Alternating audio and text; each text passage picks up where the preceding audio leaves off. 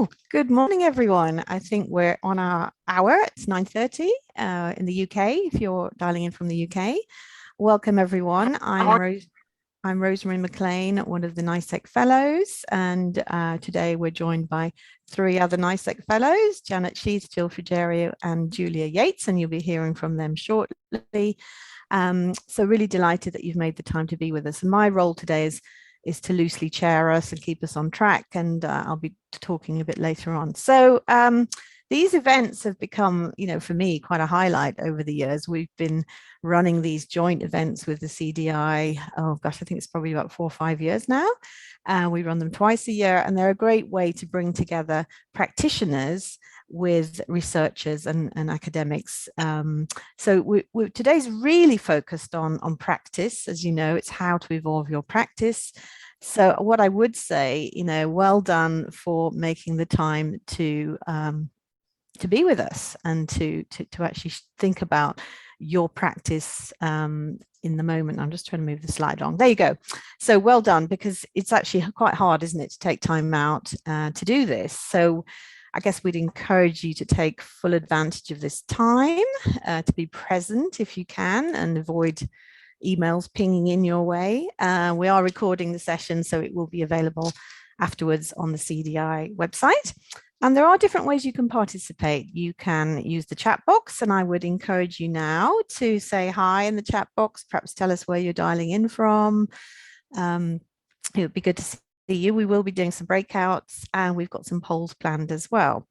And the other thing I would encourage you to do is, as we're working through the day, the morning rather, maybe jot down your reflections as you're going along, if you've got a piece of paper at hand, because there might be things that strike you, and it's sometimes easy to lose those nuggets, isn't it? We have got a planned agenda for you. We're going to be starting at firstly looking at you and your context for your practice, thinking about the whole system in which you operate. That's Jill's going to lead us on that. Then Julia is going to come in and talk about different ways you can frame your behavior and practice using ACT. And then Janet's going to take us into thinking about supervision and the role that supervision plays in peer support and practice. And there'll be lots of opportunities to talk with each other about that. And then finally, I'm going to talk a little bit about mentoring as a specific thing you might be thinking about or doing, and also signpost other ways you can grow your practice. But what we'd like to do to kick us off first is we've got a quick poll, because it's always difficult with virtual events. You haven't got people in the room with us, so we'd love to know who we've got in the room today. What's your context for your practice? So if we can bring the poll over now. This is just helping us understand a little bit about where you're practicing. So hopefully you can all see the poll now.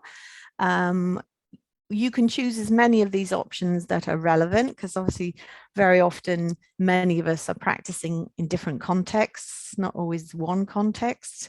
And some of you are perhaps more focused on research or providing training and development for other career practitioners, whether that's in an academic accredited context or just through training as well. So I'll give you a few minutes to do that. I can see we've got quite a lot of intros in the chat as well. So welcome, everyone.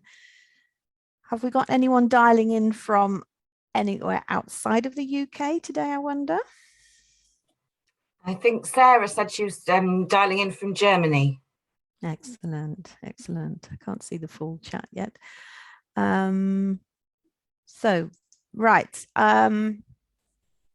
Hopefully you've had a good chance to have a look at the poll now. So I think we can broadcast the results, and then you could see what everyone else is working on. So I guess you should expect a good spread. I can see quite a lot of you working with adults managing career transitions and change. That seems to be the top context, along with supporting students in FE and HE. Those are the two contexts in which many of you are working.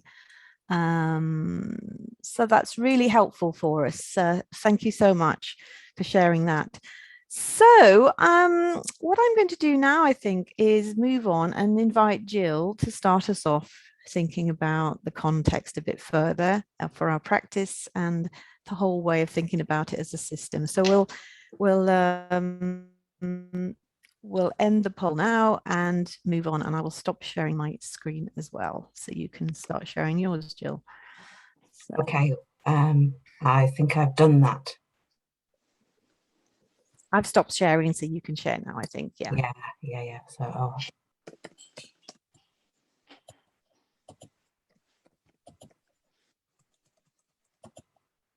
thank you, Rosemary, and good morning, everyone. It's great to be here. I really wanted to start us off by thinking about encouraging us or enabling us to think about our development in the context of the career development theories that we use in our practice. Those theories are what we use as we are reflecting in action, as we're working with those people who we support, and we can use them also as we reflect on action in sessions like this one this morning. And those theories are also useful to us as we think about our own career development. We're careering along in the same way that many of our clients are. So I'm going to use the systems theory framework that was developed by Patton and McMahon. Mary McMahon, particularly in Australia, has done a lot of work over the last kind of 20 plus years on this. The book was on this systems theory was first published in 1999, but in fact we're expecting there have been several new editions, and we're expecting another one next year. So yeah, I guess what I'm saying this morning is that where we come from influences our ongoing development, and when we were planning this event, we thought that it might be helpful to take a bit of time to think about that before we move forward. Some of the most interesting contemporary career theories draw very much on the way that our contexts and communities shape us, and as well as how we shape the spaces that we occupy, the contexts that we share with others. Theories aren't just relevant to our clients and service users. We're thinking about them in relation to ourselves. And I want to show how mapping our own systems can help us to identify our learning needs, as well as some of the ways that we can access support. So I'm actually going to ask you to potentially step a little bit outside of your comfort zone today, and spend a moment thinking about your own system. And to do this, if you feel okay to do so, I'd invite you to just maybe stand up, step away from your screen, cameras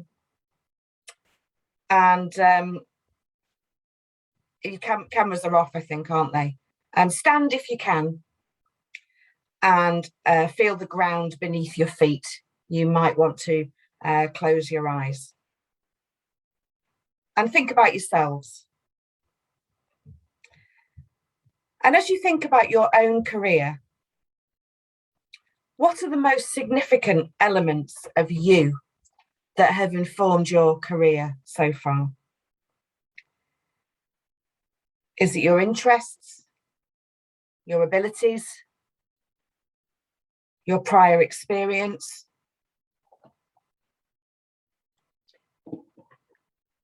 Is it your skills? Is there something that you're particularly good at that's a thread through your career? Is it your knowledge?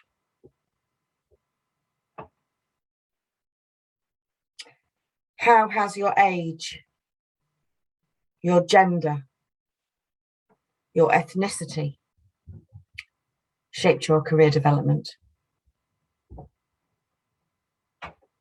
And how about your values and beliefs? Maybe your health has had an impact. So all those influences, all part of you. Imagine all those elements occupying the space that you take up as an individual.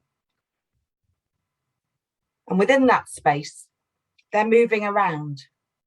They're not static, they're connecting with one another. One day, one thing might be more important. Another day, it's another thing. And they influence one another too.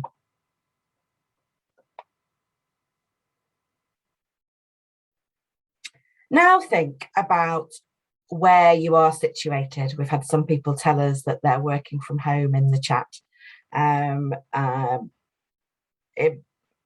Thinking about your context then, imagine around you the other influences on you and your career development. It might be your family of origin, your maid family, your peers, those around you in your workplace. Maybe people were influential in your school or other places of learning that you've been in. There might be groups that you've been part of in your community. Those elements are occupying the space immediately around you. And again, they're not static. They're moving around. One day, one thing might be more important, and another day, another. And they also connect with those things in your individual system.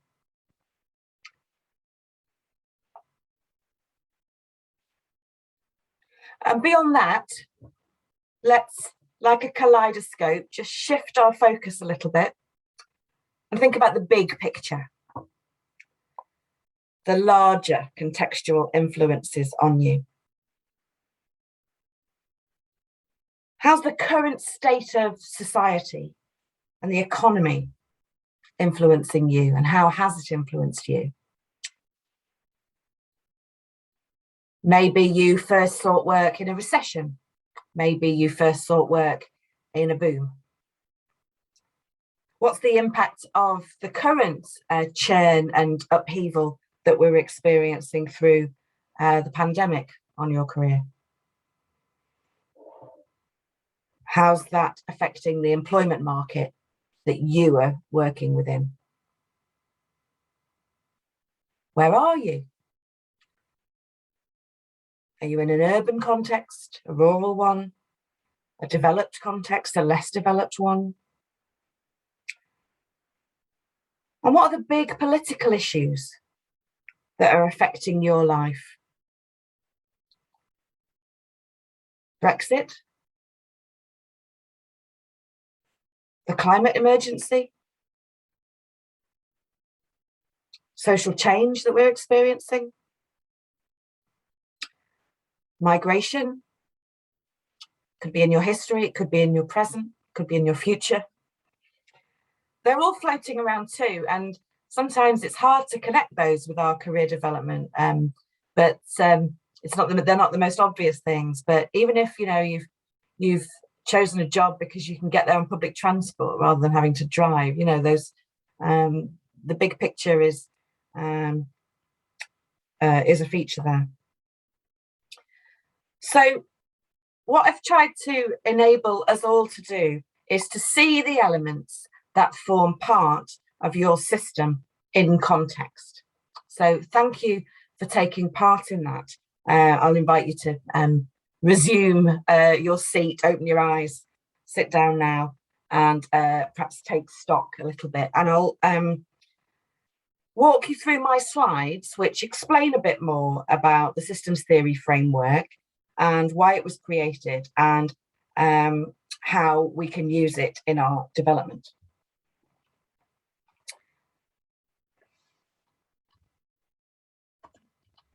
So what Patton and McMahon were doing when they created the systems theory framework was really trying to undertake a meta-theoretical review of all previous career development theories. They start with the early days of vocational guidance and the theories that emerged around person-environment fit, and then moving on to theories that look at development and those classic theories that many of us will have studied when we trained for our area of work, or may have read about if we came into career development work in another way. And in the I mean, they take about 150 pages, and I'm going to do it in 3 sentences. They basically look at career development theories that emphasize the content that we bring to career development, and that emphasize others that emphasize the process of career development. Some that emphasize that draw on both, and maybe like learning theories, theories that look at both of those things. And then there's quite an extensive section of the book where they say, well, actually, some of these early theories were really limited in who they were focusing on, who they thought they were theorizing about, and also limited in who the empirical research that generated the theories was done with. A lot of it was done in the US, and it was maybe done with middle-class men who were in educational institutions. Those are kind of quite easily accessible research populations. So our field has moved on to try to then develop theories which that generate wider explanations about career development, either taking existing theories and saying, well, how do those theories relate to women's career development, the career development of people in different global contexts, in different socio-economic contexts, people from LGBT backgrounds, people with disabilities, people of different ethnicities. So, yeah, and then other times people have sought to develop theories that are kind of bespoke to those particular, to this wider sense of whose career we're trying to help. And then they came up with this meta-theoretical framework, which is based on systems theory. Systems theory, it comes from kind of the biological sciences. I failed my biology O-level, so I won't be going into a huge explanation about that. But essentially, systems theory looks at the interplay between wholes and parts, and is looking at two-way recursive influencing between systems. Abductive means that we're not working inductively in one direction or deductively in the other direction, but where there's a mutuality and two directions going on. So when you were first standing up, you were thinking then about your individual system, and those are some of the things that I made reference to, and I don't know how they, what things came up for you, but those are some examples of the sorts of individual influences that you might have thought about. And then I invited you to think about the social system. We've got the individual system, and now we're thinking socially about the context that you're in. And I referenced some of those. And beyond that, we've got this wider kind of societal, environmental context that can be harder to recognize as having influence on individual career development, and perhaps isn't as obvious a theme in the theoretical literature, but it is important. And the dotted lines in this diagram, what that's representing is that kind of fluidity that I was referring to, that all these influences are coming in and out of focus. One day something's more important, another day it's another thing, and that they might be moving around. Actually, if we were in a real space, I quite often do an activity where we move around. And that really brings this to life. Some of the students on the courses that I work on at Warwick will have done that in the past. It's a bit harder in the online environment. And this is the final slide where we've got the kind of change over time is represented, and the lightning flashes are representing the role of chance events. So I'll just go back, sorry. In terms of your career development, then, this is a time maybe to be thinking about as we go through the morning, thinking about your development needs and how your practice can evolve by thinking about your own career development informed by this particular system. when we're practicing, we're also doing it within the context of what Patton and McMahon call the organizational system. So the words they use in their literature is client and counsellor. They're writing from Australia.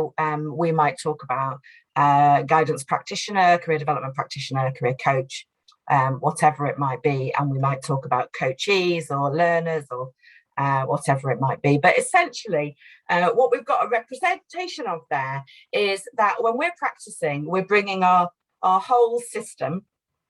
And the people we're working with are also bringing their whole system. And those systems are mutually influencing one another. And there's an organisational system in which we're practicing, which is going to set a lot of the shape of how we work. It will affect how we contract with learners, how we build an alliance with them to support their work. Are we going to be seeing them repeatedly? Are we going to see them as a one-off?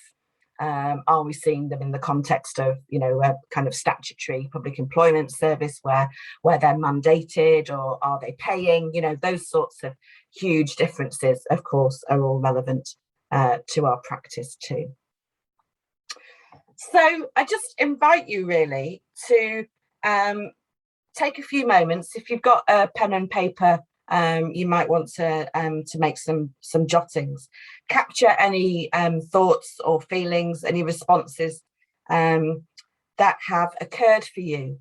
And as you do that, my point this morning is to reinforce that your CPD that you're here to engage in isn't just about you as an individual. You're shaped by your context and your wider story, and you shape that.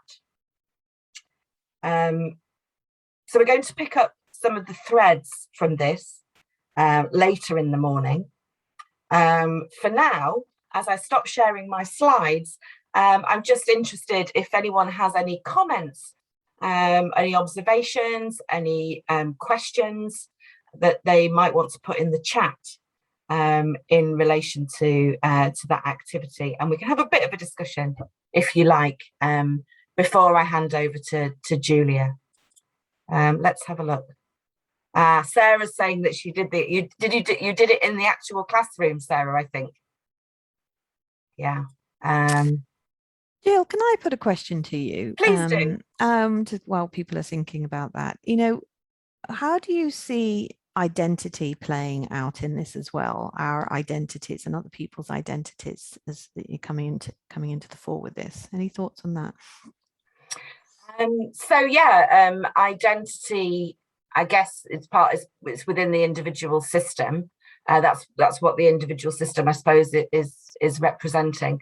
But that's shaped by context. So, for example, I don't know if you're thinking about maybe categories of identity around ethnicity.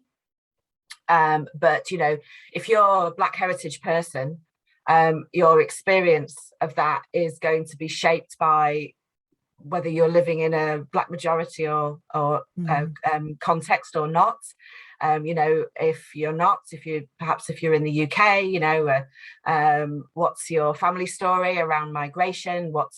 Are you in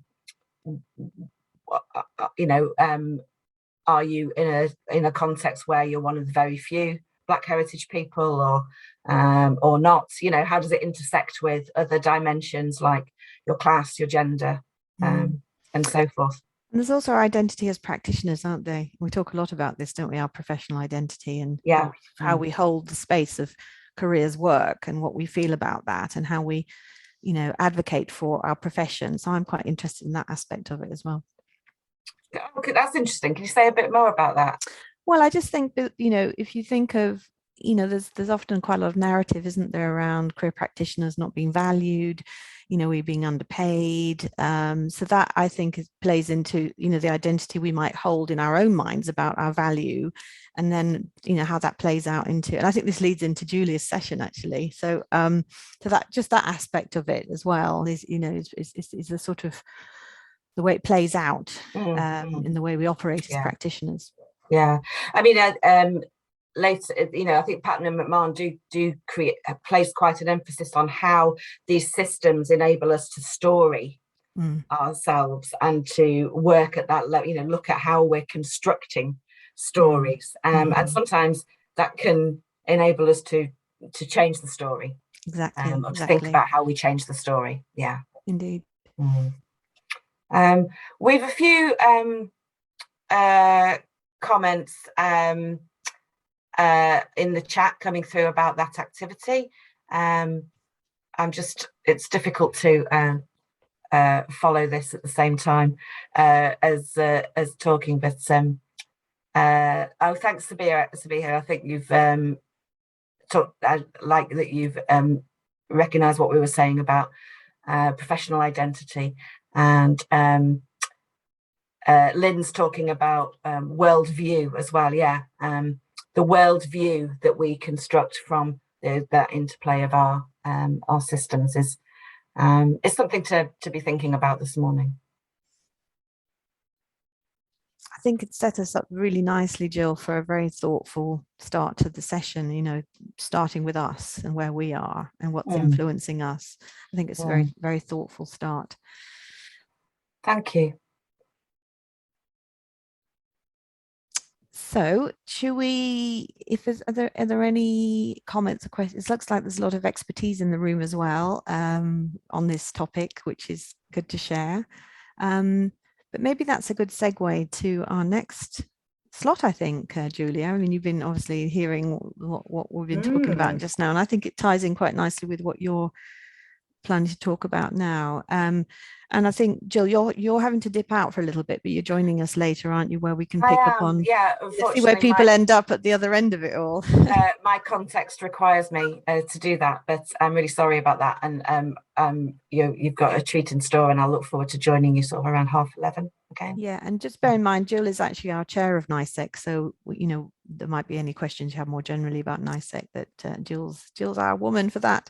So thanks, Jill, and we'll see you later. Yeah, great. So thanks, Julia, we're passing the baton to you now for the next thank you, Rosemary. And thank you, Jill. What a great start to the day. I found that really, I mean, I know systems theory framework quite well, but I've never done an exercise like that before, and I really enjoyed it. So thank you, Jill, for starting us off so well.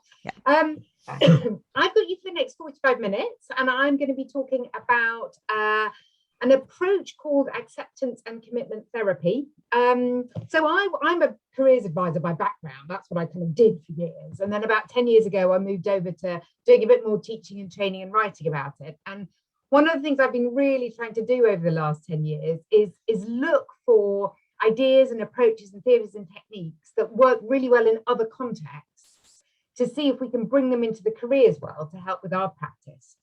And I think ACT, so that's acceptance and commitment therapy, ACT is one of the ones that I've come across that I'm most enthusiastic about. So apologies to those of you who have already heard me banging on about ACT. What I want to do today is try and talk about it for you. So normally I talk about ACT as a technique that you can use with your clients, but actually I think it's one of the best approaches that I know to get us to think about our own practice and our goals and what's kind of preventing us from achieving them. So I'm going to share my screen. I've got a few slides to go through, and in a bit I'll get you to actually do some stuff, get you really involved. Right, where can I get that? There we go. Hopefully you can all see that. So that's me. I'm Julia. ACT is what I'm talking about today, and it's very much thinking about your own professional development. So first of all, I'm going to introduce ACT to you, a little bit of this sort of underpinning theory, and then I've got two separate exercises that I want you to engage with. Right at the end of this, I've got a bibliography So if you would like to know more about ACT, and if you want to know more about how you can use it with your clients, there are a few resources that you can have a look at, and you can also always drop me a line, and I've got a few bits and pieces I can send you if that would be useful. So ACT is one of a number of behavioural analytic approaches. And these behavioural analytic approaches acknowledge and understand and work with this trio of things: thoughts and feelings and behaviour. And they acknowledge that these three things are inextricably linked, and behaviour comes from feelings and thoughts emerge from feelings and behaviour. So all three of them link absolutely together. Now, one that you might have come across before, which is a bit more well known, has been around for a little bit longer, is CBT, cognitive behavioural therapy. And those of you who've come across this before will remember that what you do in CBT is you look at the link between thoughts and behaviour, and you try to get people to identify negative and unhelpful thoughts and to replace them with more useful, productive thoughts, so that every time an individual thinks to themselves, I'm never going to get this job, you encourage them to notice that, identify it, and replace that thought with, actually, this time I might get the job. So we know that CBT works because there's lots of evidence out there that it does. But we also know that CBT is quite hard. It's all about developing habits, and clients have to try really quite hard and put a lot of effort into it to make it work. And actually what happens with ACT is that we acknowledge that sometimes it's just too hard, it's too difficult to identify those thoughts and replace them with more positive ones. So instead, what ACT does is it tries to, rather than replace the thoughts, it tries to focus on the impact that those thoughts have on the behavior. So rather than trying to change the thoughts, which is just sometimes too hard, it tries to change the impact that the thoughts have on the behavior. So in essence, the underpinning idea is that we acknowledge within ACT that unhelpful thoughts and feelings can stop us from living the life we want to live. And what ACT suggests is that we can learn to accept the negative thoughts and feelings. So just acknowledge that they're there and accept that they're always going to be there. But despite that, it encourages us to commit to living the life we want to live. So it's very values-based. The stuff about commitment is all about, well, what are your values and what are your goals? And then the acceptance is a way to kind of think about just acknowledging that those thoughts are there, and they sometimes try and get in the way, but actually we can make some choices about what we do. Some of you may have come across the book by Susan Jeffers before that's entitled Feel the Fear and Do It Anyway. And I think that's a lovely tagline for acceptance and commitment therapy. So the fear is there, the fear is real, but you're going to do it anyway. So it's all about accepting these internal experiences and committing to a values-driven life. So one of the reasons I like it, one of the reasons I'm so enthusiastic about it, is because there's a real solid underpinning to ACT. So there's a theory behind it, relational frame theory, and there's a picture of Stephen Hayes who came up with this idea. And relational frame theory is all about language. There's a real focus on language as a way that we can either restrict behavior, language restricts behavior, or it opens up behavior. So that's the kind of underpinning. I'm not going to talk about that at all more today, but I have done a little blog post on it. So if any of you are interested in the underpinning theory, you can find out a bit more there. And again, there are some resources that you can go to there. The other reason I'm really enthusiastic about ACT is that there is a fairly decent evidence base showing that it works. So its roots were in sort of health, mental health work, and there's plenty of evidence that it works quite well for reducing stress and helping with depression. More recently, it's been used in the workplace, so there's some nice evidence that it works to increase job satisfaction within the workplace and decrease stress. And there's also recently been a little bit of evidence emerging about it in a coaching and a career coaching context. And there's some sort of fairly decent studies emerging that it does actually work in our world. Right, I've just got a little bit more on the underpinning concepts before I get you working. I think this is quite useful. I don't share this in detail with clients when I use it with clients, but I just thought you might be interested in seeing a bit more of the underpinning theory. And I guess at the heart of ACT, what we're trying to do is we're trying to increase what they describe as psychological flexibility. So psychological flexibility is all about making choices about what influences your behavior. So in terms of what I've just been talking about, if you are good, if you're high on your psychological flexibility, you can make a choice about whether those negative and unhelpful thoughts and feelings prevent you from doing what you want to do. You can choose whether or not you listen to them, or you can choose not to listen to them and to do it anyway. So that's what we're aiming at with ACT. Just very mindful of the session that Jill's just done. I'm not sure that ACT suggests that it's going to beat all the influences out there, but I think it can still make a difference. So within ACT, they talk about this hexaflex. Hexa, you will remember from your Greek, is a 6, and flex is referring to the idea of flexibility. So there are 6, they call them ACT processes. And if you were doing a full-on course on ACT, you'd spend a little bit of time working with all of these. We won't be doing that today, but I just wanted to introduce them to you. So the first of the ACT processes is called cognitive diffusion. So ACT is very aware of the fact that sometimes you have a thought and the thought can become your reality. So that thought about, I'm never going to get this job, becomes for you a reality that you're never going to get that job. And what we try and do as ACT is we kind of separate those. So we try and get people to think about thoughts just as thoughts, not as reality. The second one is called self as context. And that's a similar sort of idea, but the danger here is that we can see that our behavior becomes our identity. So I once didn't get an interview. I completely messed up at that interview because I'm the kind of person who always messes up at interviews. So what we try and do with ACT is we try and separate those. So just because it happened once doesn't mean it's always going to happen, and certainly doesn't mean it's part of who you are. Then we've got acceptance. I've sort of touched on that already. So that's the idea of learning to live with the negative thoughts, just accepting that they're there, not trying to change them, but just accepting that you're going to live with them. Then we've got the present moment. So that is, those of you who've come across mindfulness before, this is very much akin to mindfulness. So the present moment is about trying to be here now. So not worrying about the past, not ruminating on things that have gone wrong previously, not fearing the future and worrying about what might happen, but just spending a little bit of time being here now. Then we've got values. I've touched on that as well. That's really big in ACT. So the idea that you need to know what matters. And then once you know what matters, you can really start to think about how you can avoid the thoughts that are preventing you from getting there. And then finally, and this is with reference both to Susan Jeffers and to Nike, that idea of committed action, just do it. So that's the background to ACT. I'm not going to go into that in any more detail, but what I want to do now is introduce a couple of approaches and techniques. You might want to use these with your clients. I think they can be really powerful and fabulous.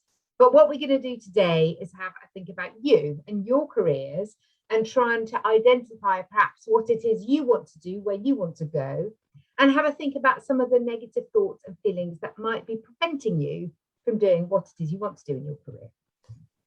Julia, so, yes, Julia, just an interesting question popped up in the chat that you won't yes, have seen. No, you won't have seen it.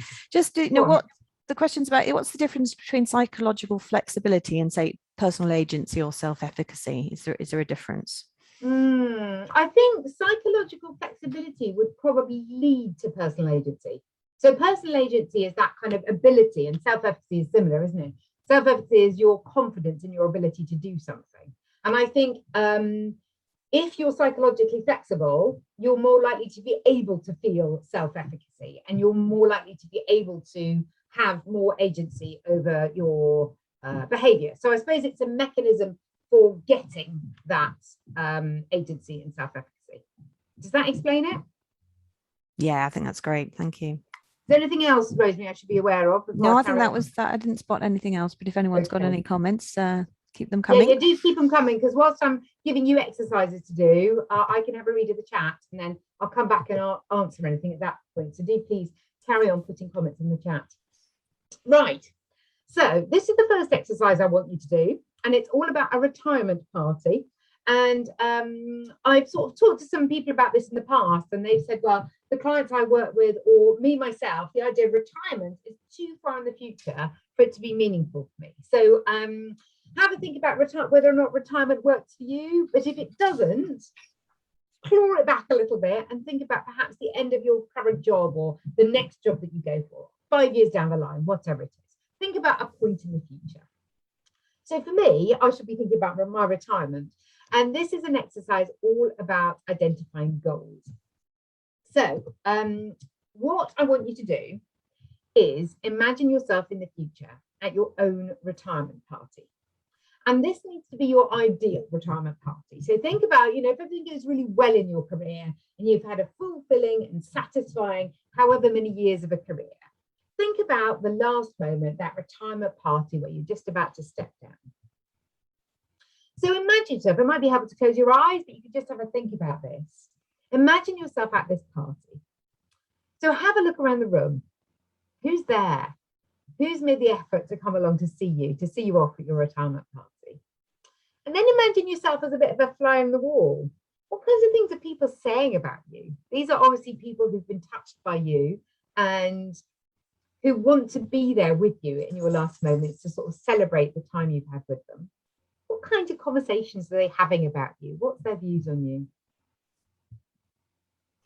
When everyone arrives, your boss gets up to make a speech about you. So you can hear the sort of clink of the spoon on the glass as your boss gets up.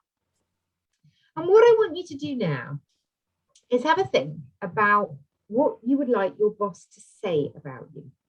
So your boss will be doing a whole trail right throughout your career, thinking about the first things that you did and your major achievements on the way.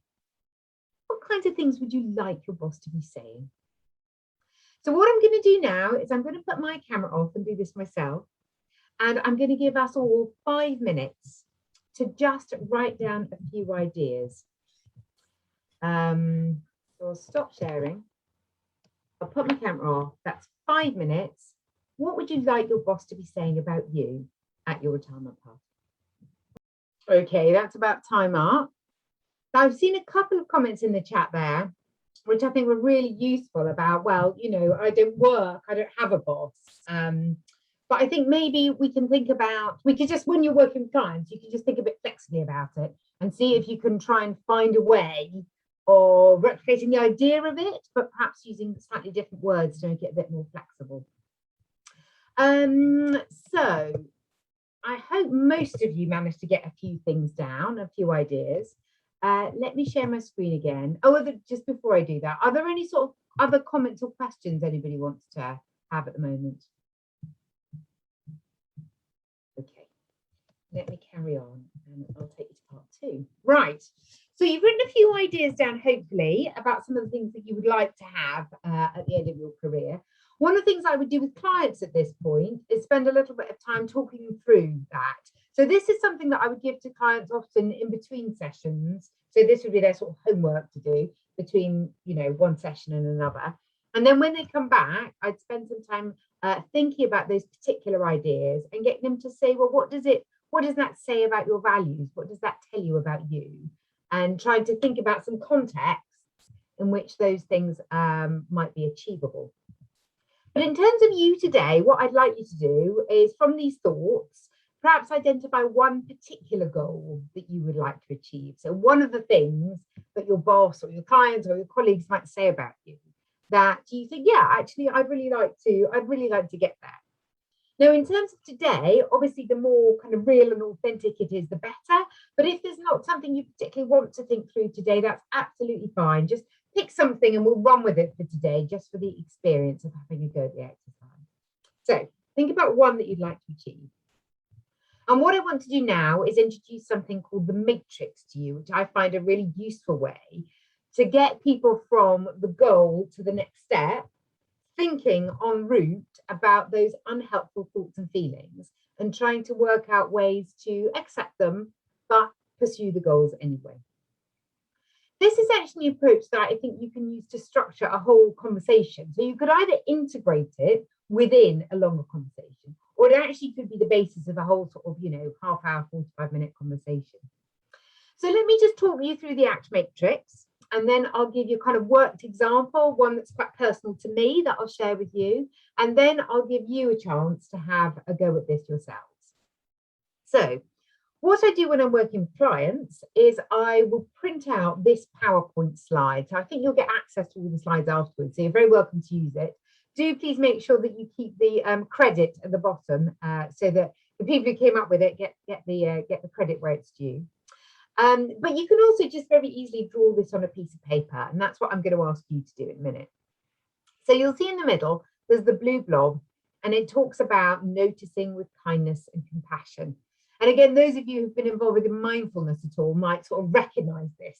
There's a lot in mindfulness about being kind to yourself and just noticing things. So this one is all about sort of just not giving yourself a hard time. Don't beat yourself up about anything. You know, we all understand that these things are difficult to achieve, and it's absolutely not unusual or problematic in any way if you can't quite manage what we're all aspiring for. So just be aware of it, be gentle with yourself, and be self-compassionate.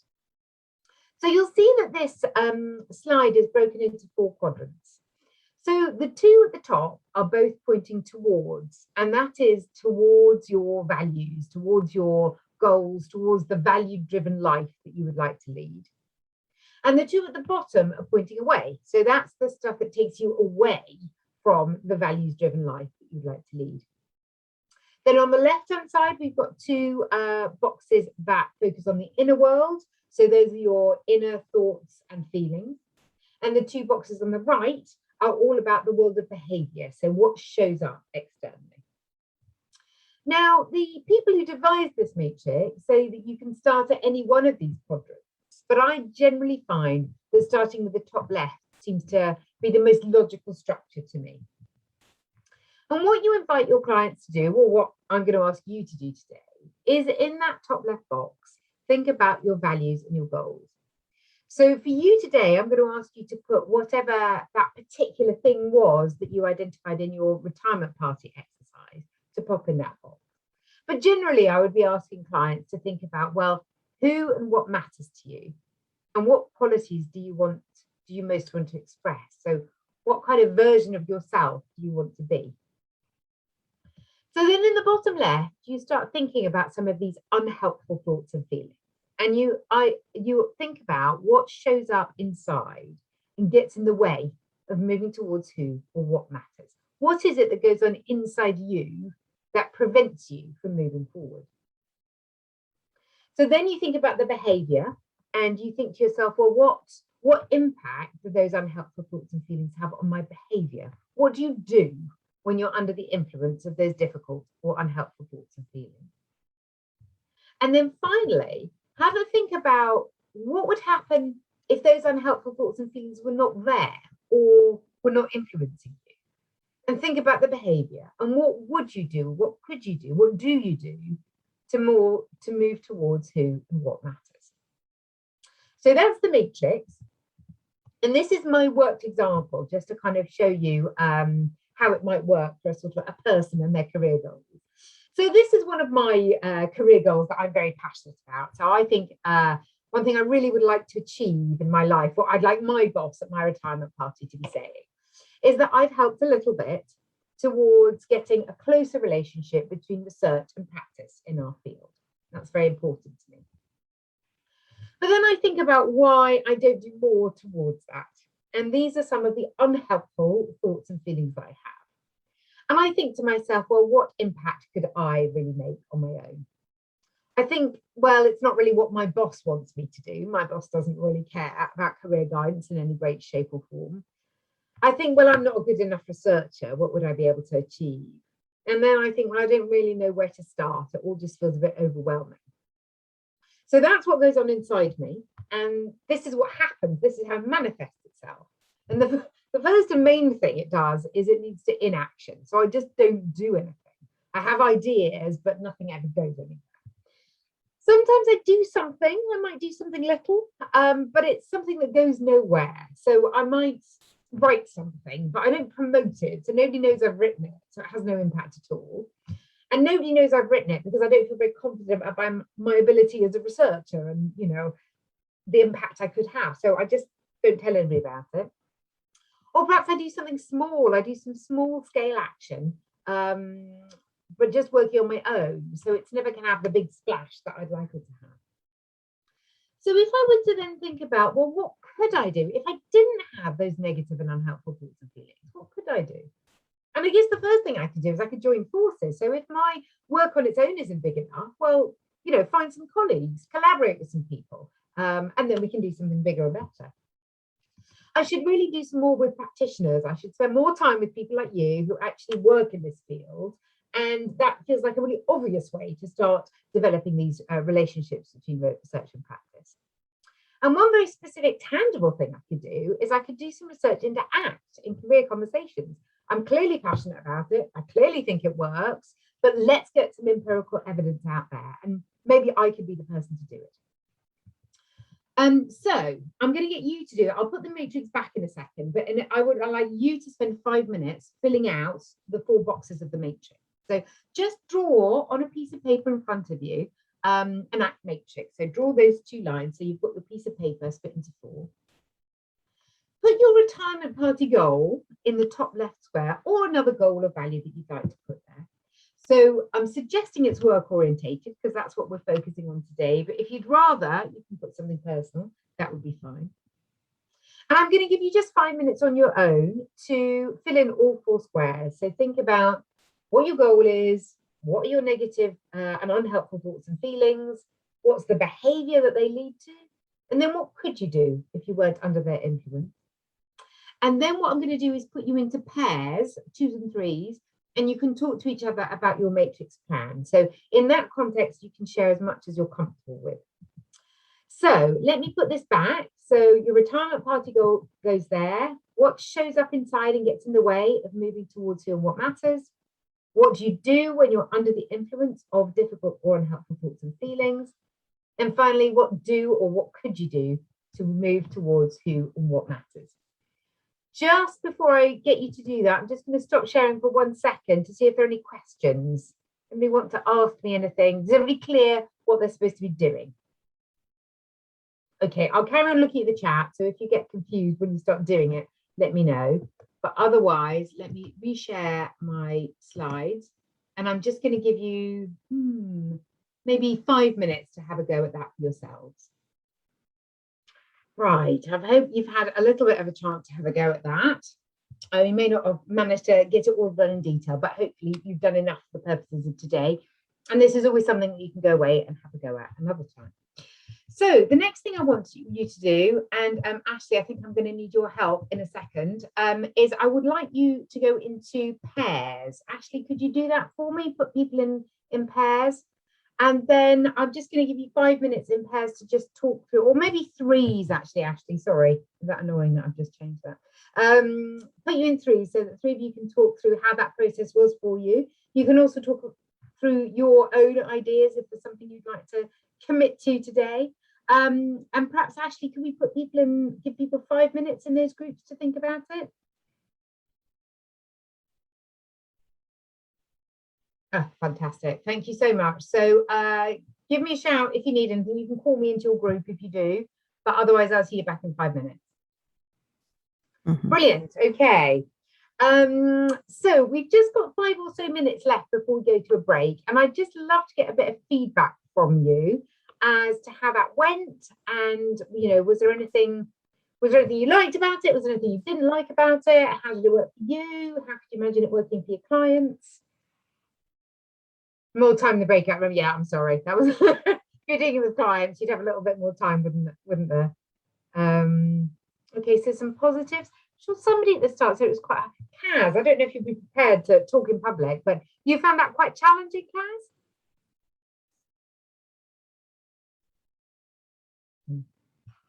Maybe not. Yeah, definitely need.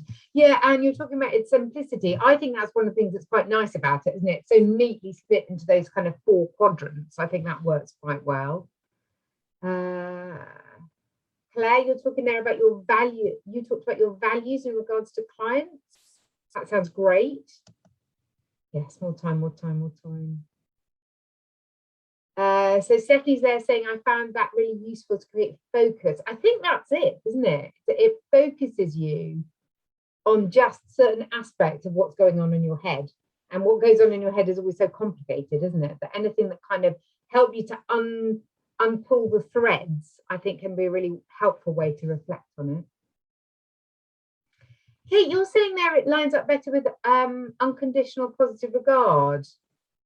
I don't know, are you around? Do you want to tell us a little bit more about that? I can't see you on my screen, but if you are, it'd be great to hear from you.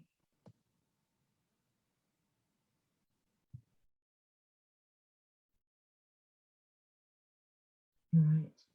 Okay, not to worry. And then, yeah, things to do on with ourselves as well as our clients as well. Oh, super. Oh, it says you can't unmute. Sorry, Kate. I was just thinking you you weren't feeling very chatty, but you can't unmute yourself.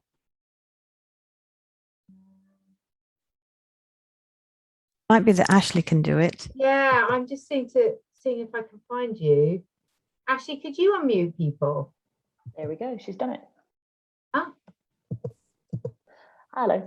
Hi. Thanks, Kate.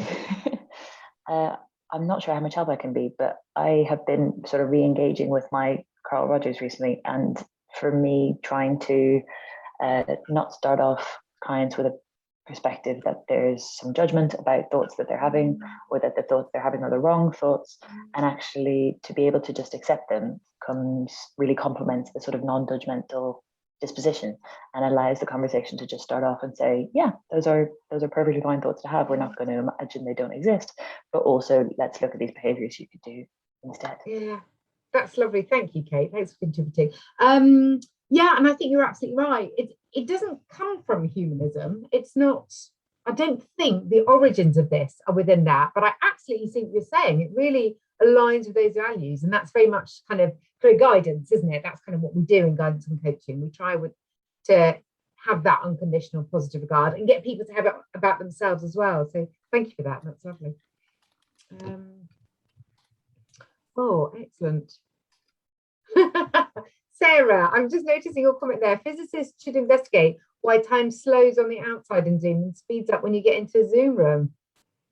Excellent. That's a good little project for somebody.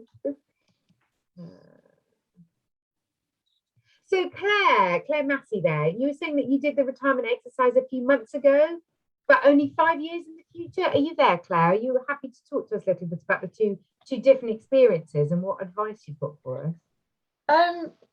Yeah, I was just part of a small group, a small coaching group with some colleagues, and we did a similar sort of exercise at the end of what we've been working on for a good few weeks.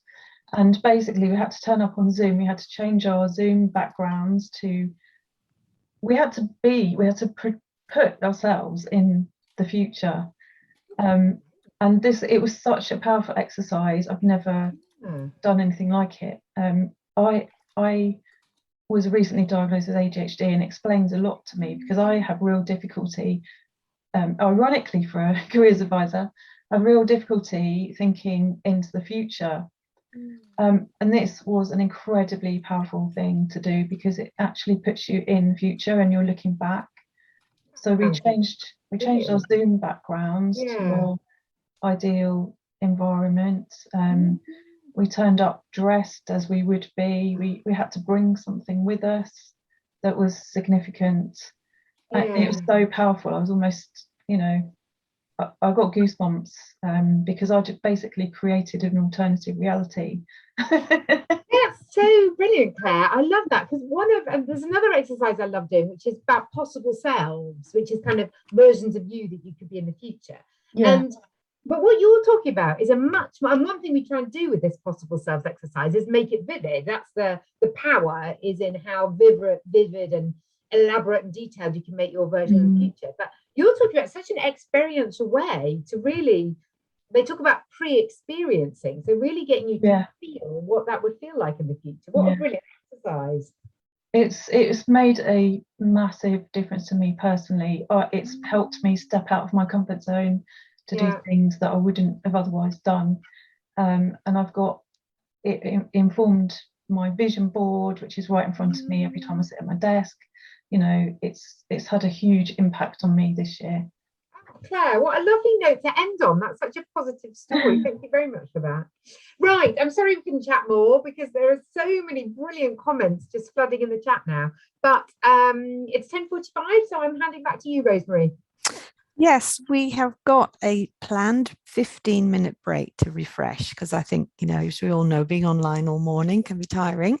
But maybe it's a bit of an opportunity to just let things settle in your mind with what you've been thinking about this morning, and jotting any notes down that come to you that you might want to come back to. And I think we've had an interesting journey really already, you know, thinking about the context from Jill and the systems and all those influences and experiences that are shaping the way we are, the context in which we're operating. And then obviously, and I think that fed nicely into Julia's work there on the thoughts and behavior that we're bringing up. And I think that the next thread that comes from this is, I think, thinking a little bit about what sort of practitioner we actually want to be. And I think that feeds nicely into Janet's session. So come back at 11, please, after you've had a nice break, and we'll look forward to the next part of the session. So all the best, everyone. See you shortly.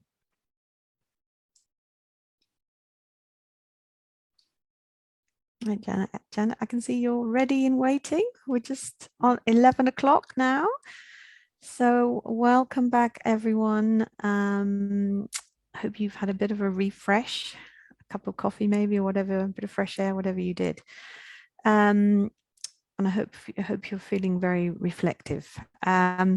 So now the next hour, we've got time with Janet Sheath. We're very lucky because Janet's very experienced in this whole topic of supervision and peer support. So we're going to take a deeper dive onto, I guess, evolving a little bit more about how you work through your practice and how you want to evolve your practice in relation to clients. So Janet, over to you. Thanks very much, Rosemary, and thank you so much, Julia, for what the space you just created for us, because I can already feel there's a kind of energy in the virtual room, which I think has caught everybody up. And one of the things I would like to capture right now, before I start thinking about reflective practice in the broader sense, is if everyone's happy, just to put a word into the chat that would describe the feeling that you've got as you were at 10:45, and indeed what you're feeling now. Just a word, adjective, noun, whatever you want in there, just to capture the sense in the room, because I can feel something. This is reflection in action, by the way, everybody.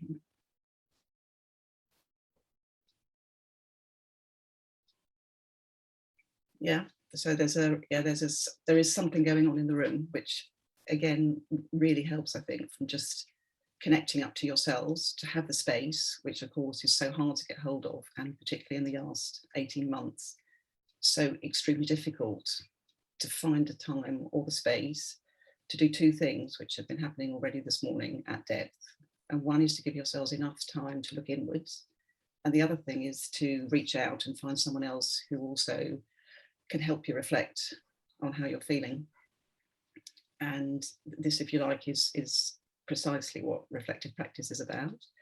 And reflective practice sits for me right at the epicenter of how you develop your practice. There's some real sort of fundamental skills and space that you offer to your clients. And this is you also having the same experience back yourselves. So I'm really, I'm also, as many of you have written, sort of inspired and curious, connected and motivated by the kind of energy that you've created amongst yourselves, by pausing from answering emails and from stopping going to the next Zoom meeting in 3 minutes time. You've created enough room for something else to happen, not just for yourselves, but also for the other, how many were we? 73 people in the room. So that it's possible to do that. I think we did that already between 9:30 and 9:45. That already happened. That just took 15 minutes. Julia's just given you 10 minutes in total, 10 minutes thinking space, and then 10 minutes discussion space. And already that's sort of changed, I suspect, the way you would have felt had you sat at your desk for another hour and a half answering emails. So yeah, that's what's possible in reflective practice, and that's why, for me, it's one of the most important parts of my work. If I was filling out my retirement party, what I'd want in the top left-hand box is that I had created enough space for people to stop and think. That's what I'm here for in general, in my work, but that's also what I'm here for this morning. So we've done something together already, and I'd like us to do a bit more of that. And so a lot of the space in the next hour is going to be you doing what you were referring to in the chat, that you would like some more time to connect up to each other, and you'd like some more time to use each other to think about yourselves, which is clearly what you offer your own clients. So that's what we're going to do. I will give you a little bit of context around it, because all of this needs to fit into some kind of framework. And also because I'd like to link up to the ideas that Jill started us off from this morning, which is to think about yourselves in context as well as yourselves as individual practitioners, but to continue to think about yourselves in context. And one of the particular contexts that we're all still very much embedded in right now is COVID context.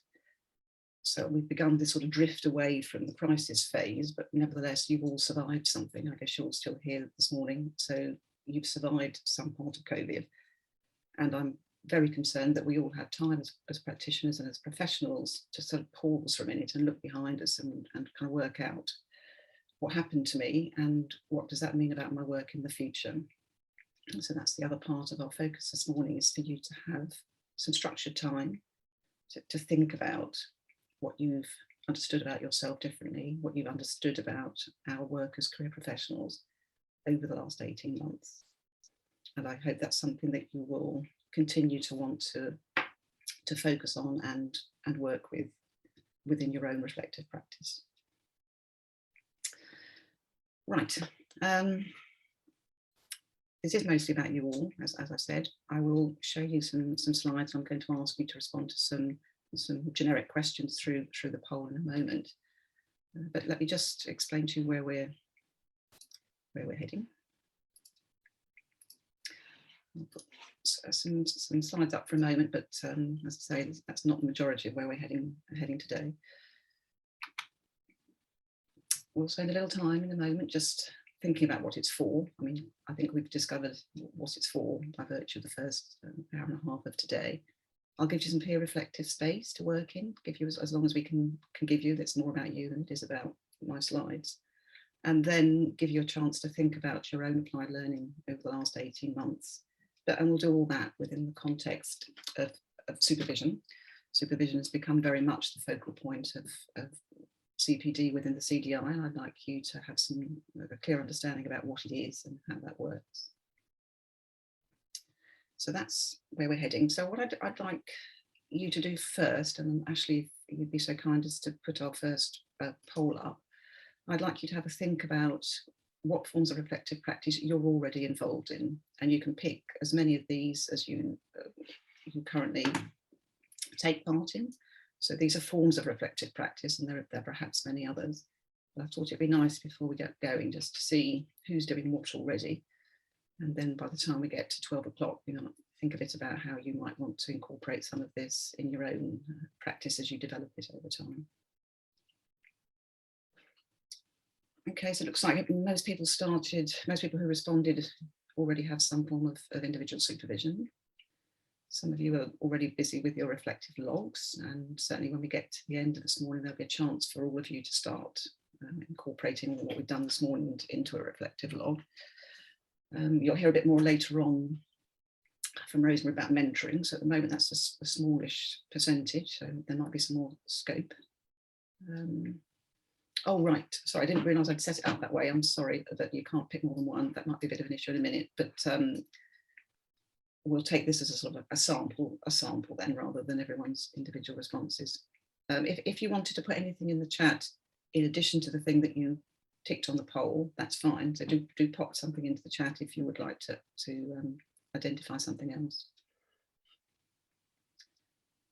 Okay, so and some peer supervision as well. Okay, well, great. We'll be doing a bit more peer supervision this morning. So those of you that don't already take part in it can do a little bit more.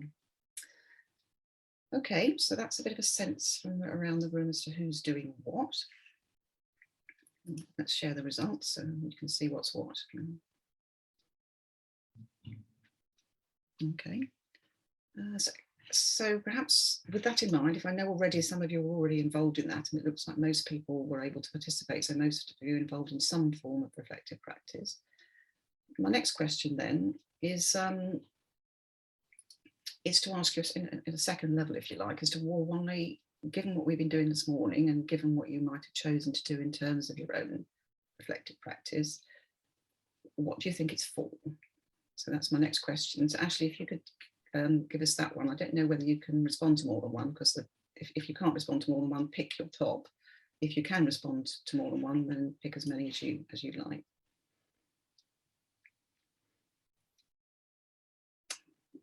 So I'll have a quick look in the chat whilst we're doing this. Okay, so some questions about oh, here we go. Oh, sorry, I'll come back to the chat in a moment. I think I'll just concentrate on one thing at a time. So let's have a look at this. Yeah. I'll give you a moment to complete that one.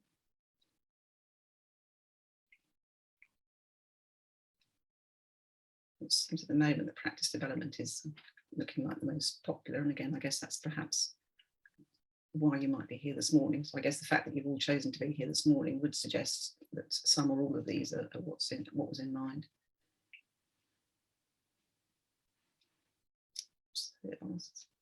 Actually, you're happy to share the results for me? That'd be great so everyone can see where we've got to. Thank you. So what's self-awareness figures, I guess, most highly on here, along with practice development. And certainly my sort of experience of this morning so far is that self-awareness has been very much the tone and the focus of where you've been able to give yourself some attention this morning. So I would be very enthusiastic for that to be a core part of reflective practice, very much along the lines of what Julia was saying, I guess, and what Jill were also saying first thing, is that understanding yourself in practice and understanding kind of what your unconscious thoughts might be and what you bring to the work, and indeed what your own version of the system looks like, are really important parts of being able to develop your practice through self-awareness.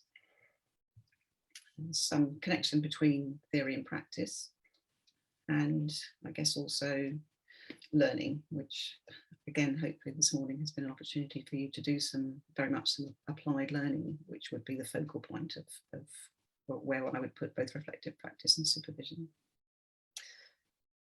Okay, I'm just going to stop sharing there for a moment.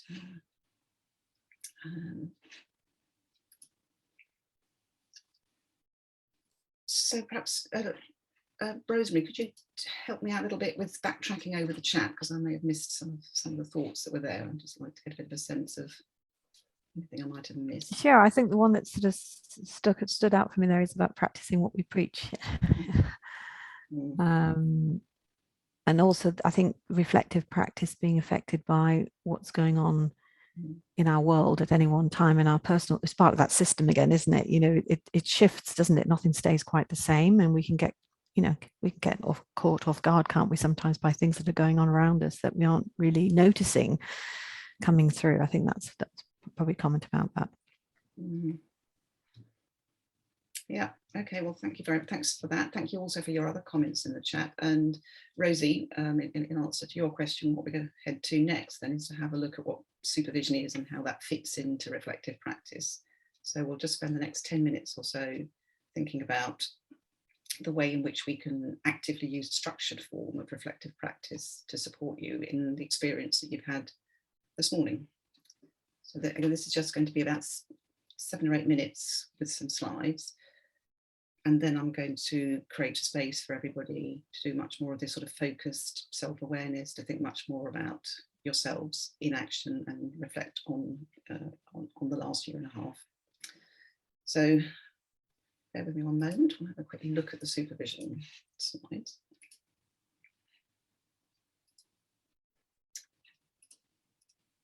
So just some further thoughts in relation to your responses to the poll. So why are we reflecting, and how does this link to supervision? I guess the most important part of your experience today, I hope, has been this kind of experiential and transformational learning. And when you spoke a little bit earlier about that experience of looking at yourselves 5 years hence with the image behind, I'm sorry, I can't remember your name, but you very, with great energy, you spoke about that experience, and there was something transmitted, I think, to the whole group about how much of an important event that was and how you have held that in your mind. So there's something about reflecting which is indeed not just about the thinking process, but it's about transforming your experiences into something which you can then apply for your future best practice. And so it's not just about the process of the thinking and the re-experiencing, but it's about how you then do something differently in the future, so that you can bring some, I hope you'll be able to bring some of the experiences of today into your work with clients. It's also about linking theory to practice. I guess that's what we've been doing this morning. You've had input from Jill about systems theory. You've had input from Julia about acceptance and commitment therapy. You got some input this morning about reflective practice. But on each occasion, you've been linking that up to yourselves and to the way that you work. And that's very much at the core of reflective practice. It's also, and that's very much where we started with Jill this morning, it's about thinking systemically. So not to be blind to what's going on around us. So what it is that we bring from our context, what it is that we bring from our systems of origin, what we bring from our family experiences, and thinking about that as is brought into our workspace. I'd also go a bit further than that and saying it's about identifying blind spots. So one of the things that you will be doing, I hope this morning, is hearing other people's perspectives, and for their being able to see that maybe we've been thinking about things in a particular way because of where we come from, because of what we're exposed to. And then a supervision space or reflective space is very important for shining a light there. The other thing that's happened this morning, from what you were saying, I think in the chat, is that you have been able to combat some of the isolation that's implicit in our work. This is a way that this morning that you found, you know, something about speaking it out, sharing your thoughts, concerns. That does something in terms of bringing you more into the profession, and rather than us all being in our own separate spaces.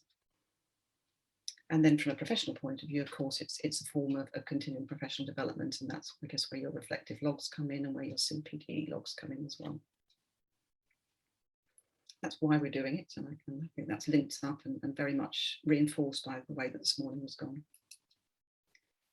So broadly speaking, what are we talking about here? Then we're talking about transforming a situation, and the situation we're going to talk about a little bit later is the last year and a half, where there's been doubt or conflict or disturbance of some sort. And I think it'd be safe to say that the last year and a half has definitely been a fair amount of that, and bringing it into some sort of clear or coherent or settled state.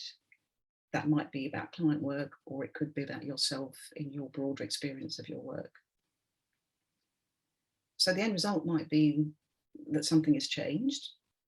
It could be that you arrive at a different place after you've had a discussion with somebody else, as you may have noticed this morning when you did the activity with Jill and you did the activity with Julia. You may have arrived somewhere different from where you expected. Or it might be that you arrive at the same point that you would have done anyway, but you understand it in a different sort of way.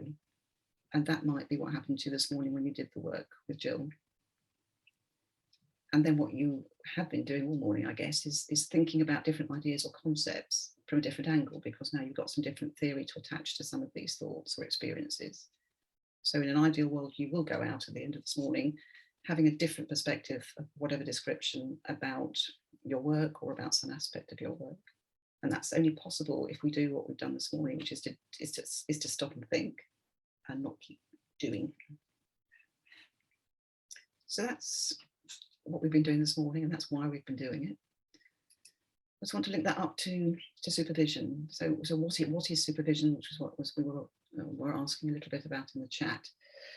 So we've had a reflective practice space this morning, and it's available because it's been structured. You know, you've had a schedule today, you've known what you're doing, you've come along, dedicated time to it. It's a professional space. It's a safe space. It's been set up in a particular way so that you feel safe, I hope, to share your thoughts and concerns as we've gone along. And that's what supervision absolutely is about. And that's one way of delivering reflective practice in a particularly structured way.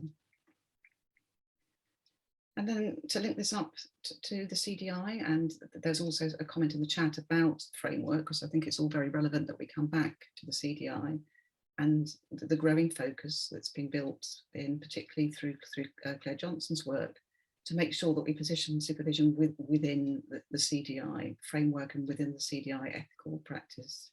So what we are agreeing amongst ourselves, I hope, and reconfirming this morning, is that supervision is a critical part of maintaining and developing professional practice, and it makes sure that we are adhering to professional guidance frameworks, in other words, to the ethical codes of practice.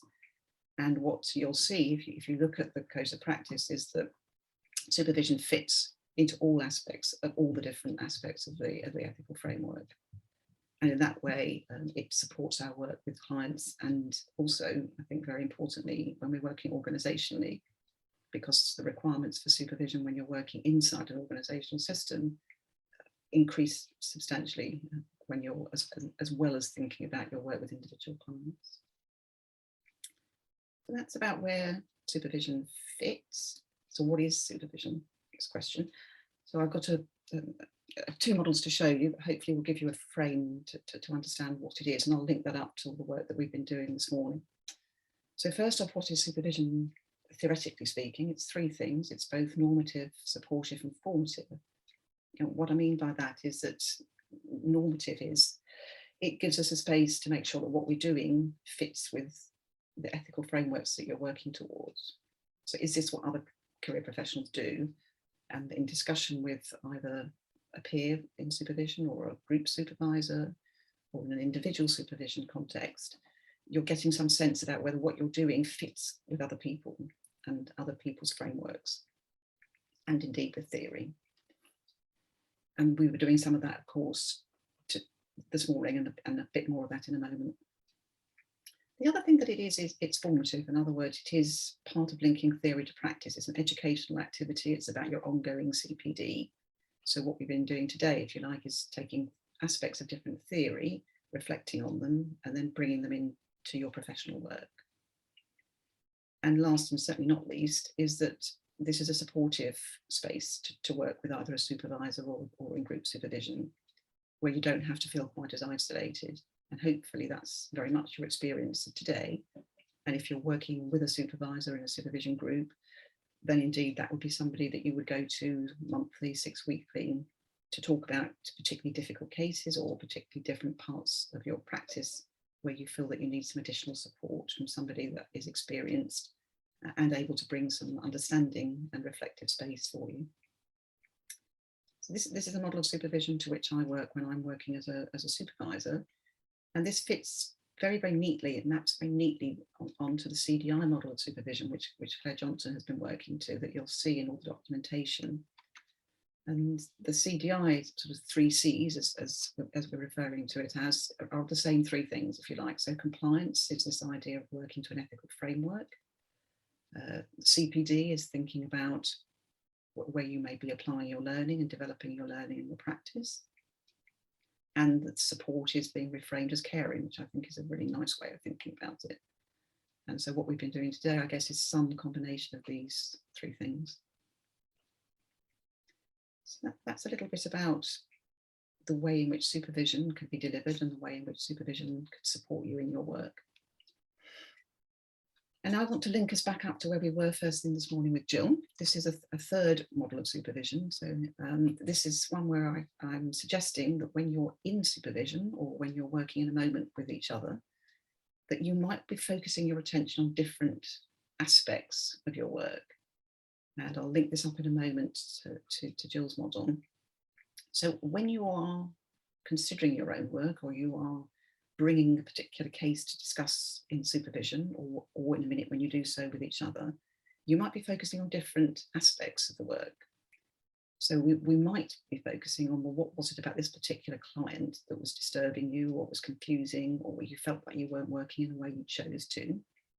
And you might focus in on a discussion around the client. Or you might focus in on a discussion around the career professional, i.e. you. It might be, just as we discovered this morning with Jill, that there are certain aspects of the way in which you work or the context from which you come that would impact on the way that you're working with your clients. And or it may be, as you discovered with Julia, that when you're thinking about your own behaviours and your own cognitions, that there's something very particular that you do when you're at work that you might want to address, look at, think about, consider, change in some way. And there would be information captured there. Or it might be that something in the supervision process itself that gets replicated that would be a way in which you could understand yourself at work. So for example, when you've been working today, you might notice certain things about the way that you work and the way that you've been in those conversation spaces with each other, which actually is a reflection of what goes on in your working world. So there's something about attending to the supervision process in general. Now, if you're working in an organisation, which by the sounds of it, looking at who was writing in the check-in session right at the beginning, there is going to be something going on in your own organisation that may be very much something you need to focus on or think about in relation to your work. And it could be that the client organisation where your clients are based may also impact on your understanding of what's happening in your individual client work. And you'll see there's a whole series of arrows that connect up all of these different circles. And just as you saw on the systems framework this morning with Jill, the interaction between all these different components is where your attention might be focused on when you're trying to understand yourself. And what you see right around the edge is very much, you could superimpose on there, if you like, the pattern and Marne systems model, because everything that you're doing in the room with an individual is going to be within the broader context of what's going on in the outside world. So that's what the circle here represents. So that's a connection between reflective practice, supervision, and the theories that we've been at this morning. So what I'd like to do now for pretty much the remainder of the time up to 12 o'clock is give you some space to do what you wanted to do more of in the different physical space called the Zoom room, where time, as you very correctly pointed out, reduces to micro time. I'll give you as much time as we possibly can to look at a particular reflective questions I'd like to offer you. So here are they. So what have you found out about yourself at work over the last 18 months is a sort of overarching question. And then within that, and how has COVID impacted now on your future work priorities or ways of working? So this is a space for you to pause, kind of turn around and look behind you a bit. This is reflecting on the past to inform your practice for the future.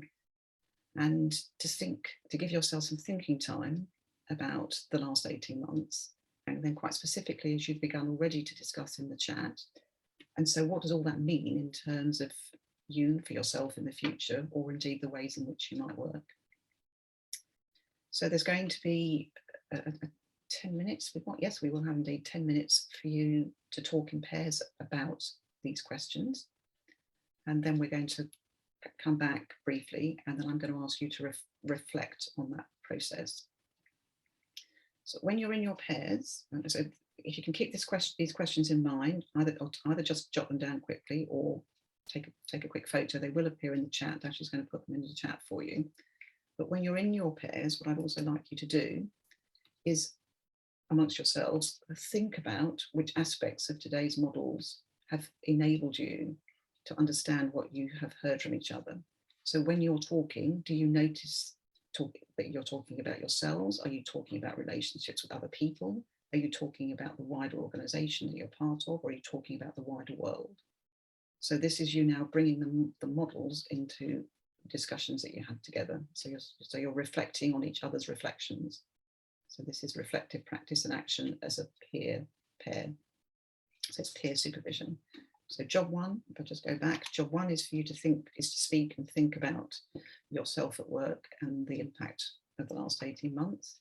And job two is to, in your coaching position is to help your partner understand how the models might support you. So this is linking theory to practice. Right, it looks like we're mostly back again. So just again, a quick self-check. If you could just kind of reflect on where you find yourself this minute and just put a quick adjective thought in the chat, just so you can kind of log the way that you're feeling after that. I'm going to give you another 10-minute space very soon, so that you can hold on to these thoughts and go to a deeper level of reflection. Just whilst we're back in the room, if I can just sort of bring us into something that's all connected up again.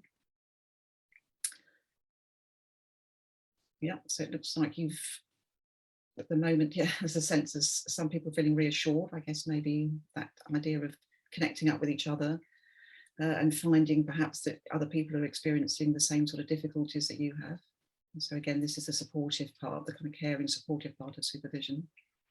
And also something kind of cognitive going on. So some triggering thoughts for people. Again, I suppose that's the bit about the kind of educational, formative part of it. And that's, I guess it's triggered some of your thinking, and it's triggered something to do with applying things to practice. And again, I guess some of you are referring to the importance of listening, being listened to. I'm sure that's very important. And to establish some form of connection. So what I want to do now is give everybody a chance to do something which is at a deeper level of reflection. So you've been reflecting on practice, you've been reflecting on experiences and thinking about what you're going to do with that. Now I'd like you to do a little bit more kind of in-depth reflection on how this process indeed has been working for you. I'm going to put 2 slides up that we're going to require you quite quickly to think about some quite complex ideas and hold this for your next conversation. So just bear with me whilst I put the questions up. So this is where we've just been, a chance to reflect. And now we're going to reflect on reflections. So you've taken part now in that experience. And now I'd like you to reflect on the experience of talking to each other. So you're going to have another 5 minutes each, but it'll be a 10-minute space we've got time for now, for you to consider 2 of the next questions on the slides, 1 or 2 of them. Your task, of course, as you've been doing no doubt already, is to listen and carefully to reflect back what you hear. So to be in a sort of peer supervision space again. One of the things I didn't say before we went off slightly earlier, which definitely was very much a missing piece for me, was to make sure that you're treating these spaces that you're working in as a confidential space, so that you're sharing information here in a space that is protected. So I would just confirm with you all that when you do have these conversations, particularly in the next 10 minutes, that you just treat this as a confidential and private space, and you don't take this information outside that. So I want you to sort of, if you take a kind of helicopter view, as you just did when you put those thoughts into the chat, and look at yourself in that moment that you shared together. And I'd like you to choose 1 or 2 of the questions that I'm about to show you on the screen, and for you to pick 1 or 2 that mean something particular to you, so you can home in on your own experience of yourself at work. And actually, if you could put the next slide chat in the chat for me, that'd be helpful, so everyone's got them recorded then. So these are the questions that I'm offering you, so to reflect on the peer coaching and peer supervision that you just did. What was your first felt response to the task? Maybe it triggered something quickly for you. Just what was that? Did anything that you heard when you were speaking to each other trigger anything in you? Did you have a kind of reaction to something that one of the people you were speaking to said? Did you notice what role you took up in the discussion? Did you take a sort of a bit of a lead in it? Did you sit back? Did you listen in? What happened? If you did notice something, so what did you recognise about the role you took up that says something about you in your wider world, either at home or socially or at work? Did anything that you talked about just now remind you of your work with your clients? Or if we're thinking in one of the other circles, if you like, that's available for you to think about, or what might the reflections that you shared with each other say about the wider world of work? So this is, if you like, is roving around Jill's model. It's roving around the model that we spoke about in terms of the supervision lenses. And it's homing in on some of the aspects that Julia spoke to as well, about looking at yourself at work and understanding your own process as part of your being at work. So any one of those questions that means something to you, that you feel would be something that you would like to discuss with each other, you've now got a space to do that back with the person that you were speaking to before. So before we go our separate ways for another 10 minutes, just make a note of whichever question on there that you want to speak to with the people that are in your little room. Just reminding you that it's a protected and private space. So if anyone's got any questions you need to ask about that, please say now, because you're going to be back in your little spaces again and you won't be able to talk to each other then. Let me just check the chat. Rosemary, is there anything in the chat that's anyone's asking? No, not on what you're proposing, I don't think, Janet. Great. Okay, so Ashley, if you could just reset the breakout groups, and there will be 10 minutes. Oh no, how long questions? So someone just asked. 10 minutes, you just said it. Yeah. That's great, thanks. So 10 minutes in total, and see you soon. Well, welcome back. That's welcome back from your little private, intimate, reflective spaces into our broader collective space, and also to welcome Jill back. Jill's back with us again now. Just in these last sort of 5 minutes of our shared reflective space, and before we move into the last half an hour of the day, I just wanted to capture a few of your thoughts as you're, again, just to check in with yourselves about how are you feeling now, having spoken at a sort of slightly different level. So if you're just happy to put some more adjectives into the chat, that would be nice. And then I want to leave you with some final sort of thoughts.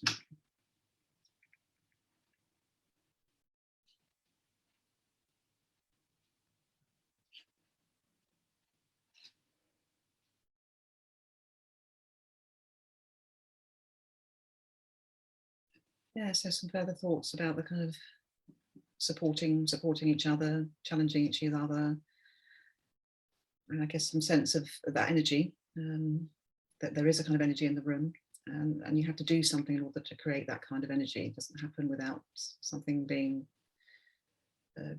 thought about, created, prepared, and I guess we've been developing that space ever since sort of 9:30 this morning. And again, this idea of you connecting to each other, how important that is and how difficult that sometimes is to make happen.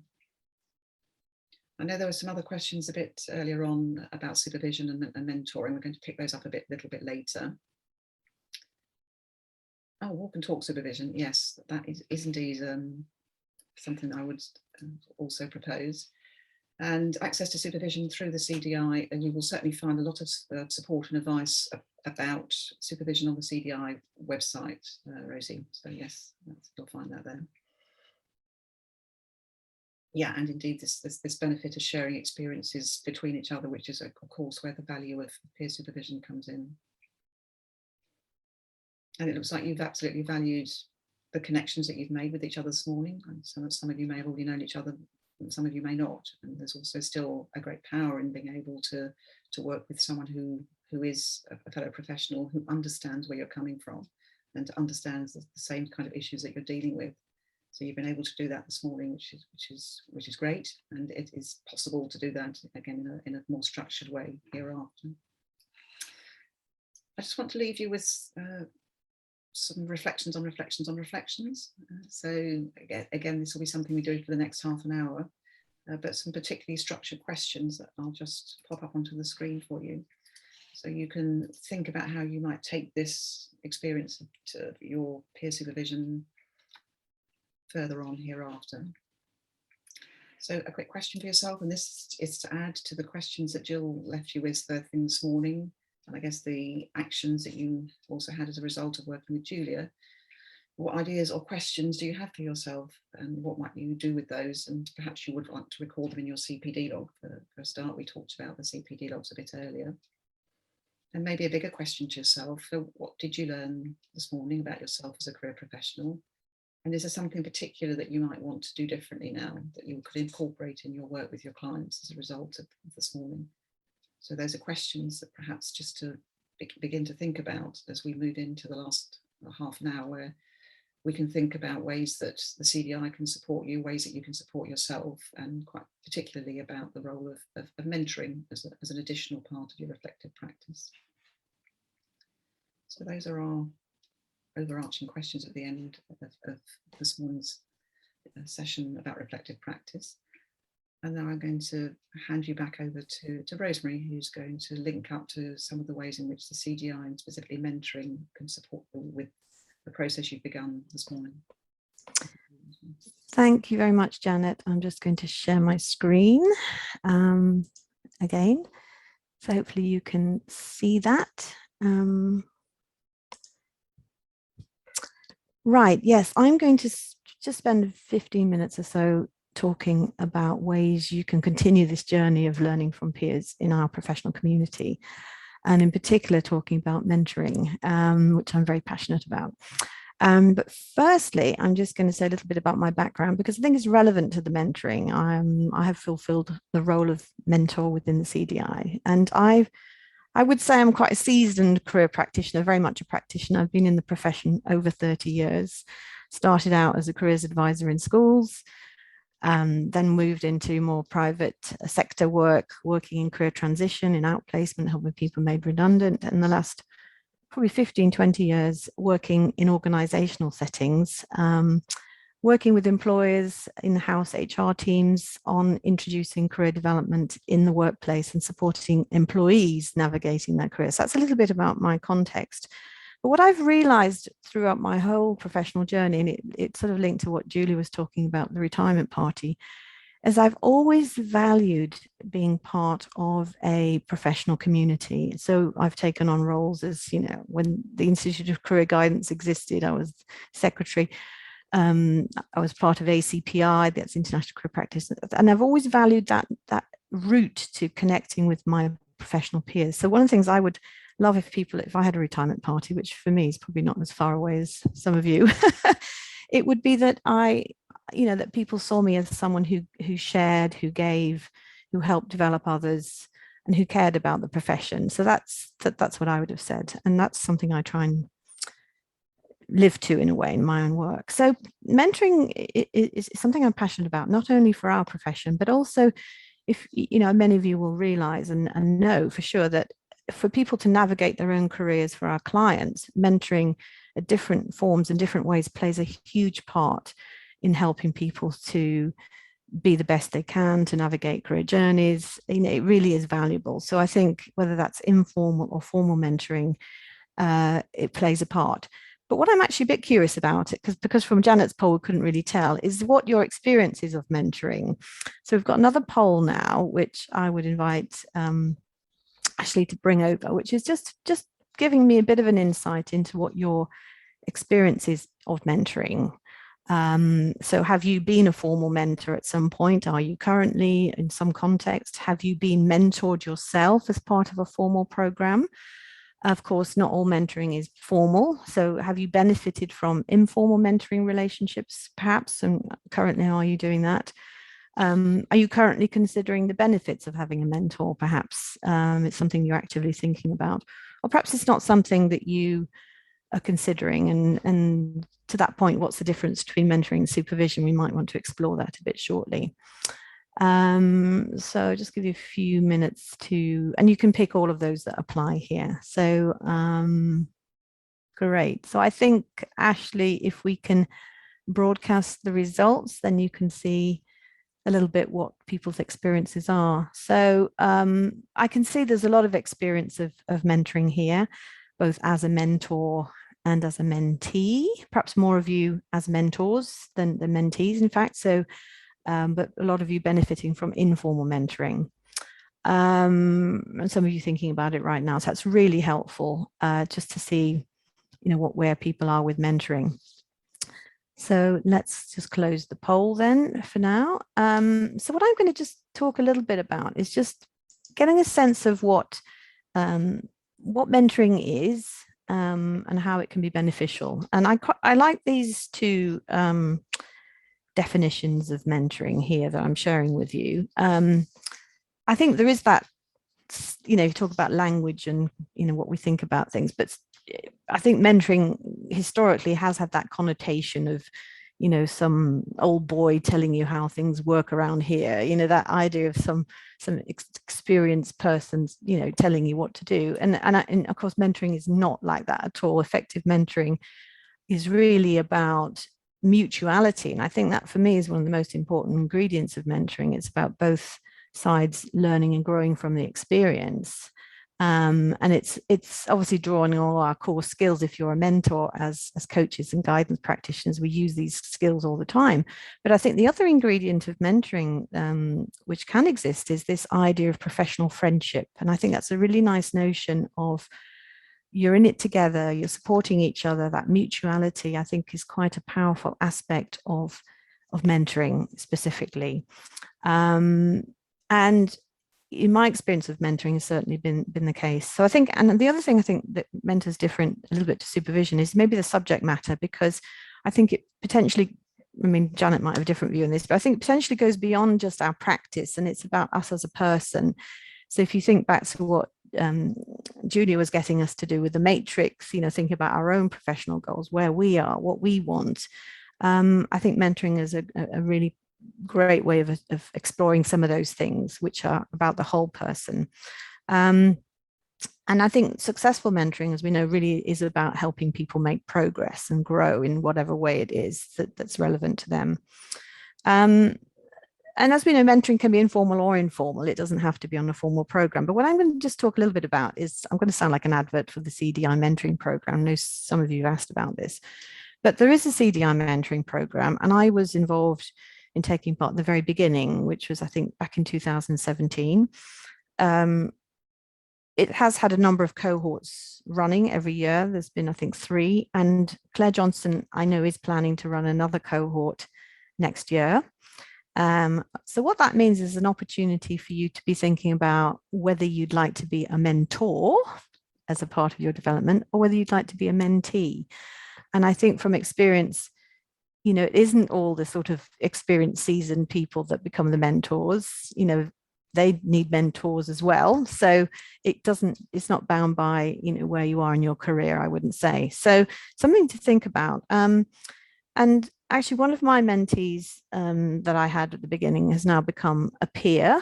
And then we have peer mentoring now. So we've moved from that original relationship, which was, you know, me in that formal role as mentor, through to us just having a much more mutual relationship, which is ongoing. And that's been very beneficial for me as a person as well, because we've been able to talk about, you know, demanding customers and clients. We've been able to talk building our own resilience. We've been able to talk about innovating and growing our businesses, because we both work in a commercial setting, and our life goals. So it's been really very, very broad. And I think the benefit of mentoring, as with supervision, it provides, if it's formal, it provides that structure, that dedicated time, and that discipline, I suppose, of making the space available, which I think is one of the key benefits. So those of you who've got experience of mentoring, I'm just going to open the chat because I realize I can't see the chat. Do share, you know, what your experiences have been in terms of the benefits. And I'm just going to think about the benefits to mentees first. So those of you who've had a mentor, you know, do share what you think the benefits are as we're talking. Yeah, and I can see, yeah, some feedback there about the CDI mentoring scheme. So benefits for mentees, I mean, it's probably pretty obvious to us as practitioners what these might be, but nevertheless, I think as career practitioners and professionals, we might overlook some of these things for ourselves. And I think one of the main benefits is that it does help us manage that systems and context piece that we've been talking about earlier, because there's so many factors affecting us in our lives, you know, things changing. You know, it's the chaos theory of careers as well, isn't it? That impact us at any one time. And I think in a mentoring relationship, you've got an opportunity to manage some of that, as you might do in supervision as well. But I think the main, you know, the feedback here is what the CDI mentees have said they've got from the experience. So this is based on real feedback, so networking.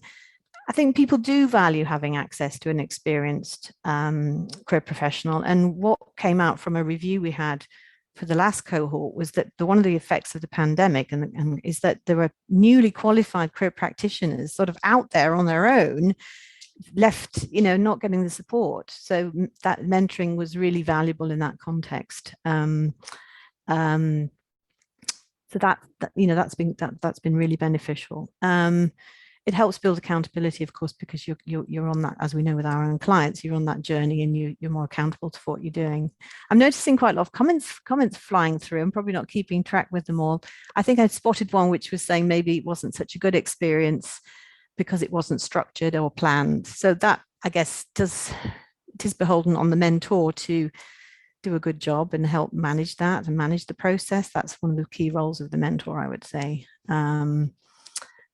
So the other thing about mentoring that I think is important and has been cited as important is actually mentees do want to hear from the direct experience of their mentor. So it's not telling them what to do, but okay, you've been over this path before. What did you do? What worked for you? And actually hearing that can be quite helpful. So the benefits for mentors, now this is, I think, is worth considering if you want some sort of professional development. It is very beneficial. And these are some of the things that people have said around the CDI mentoring program that have been beneficial.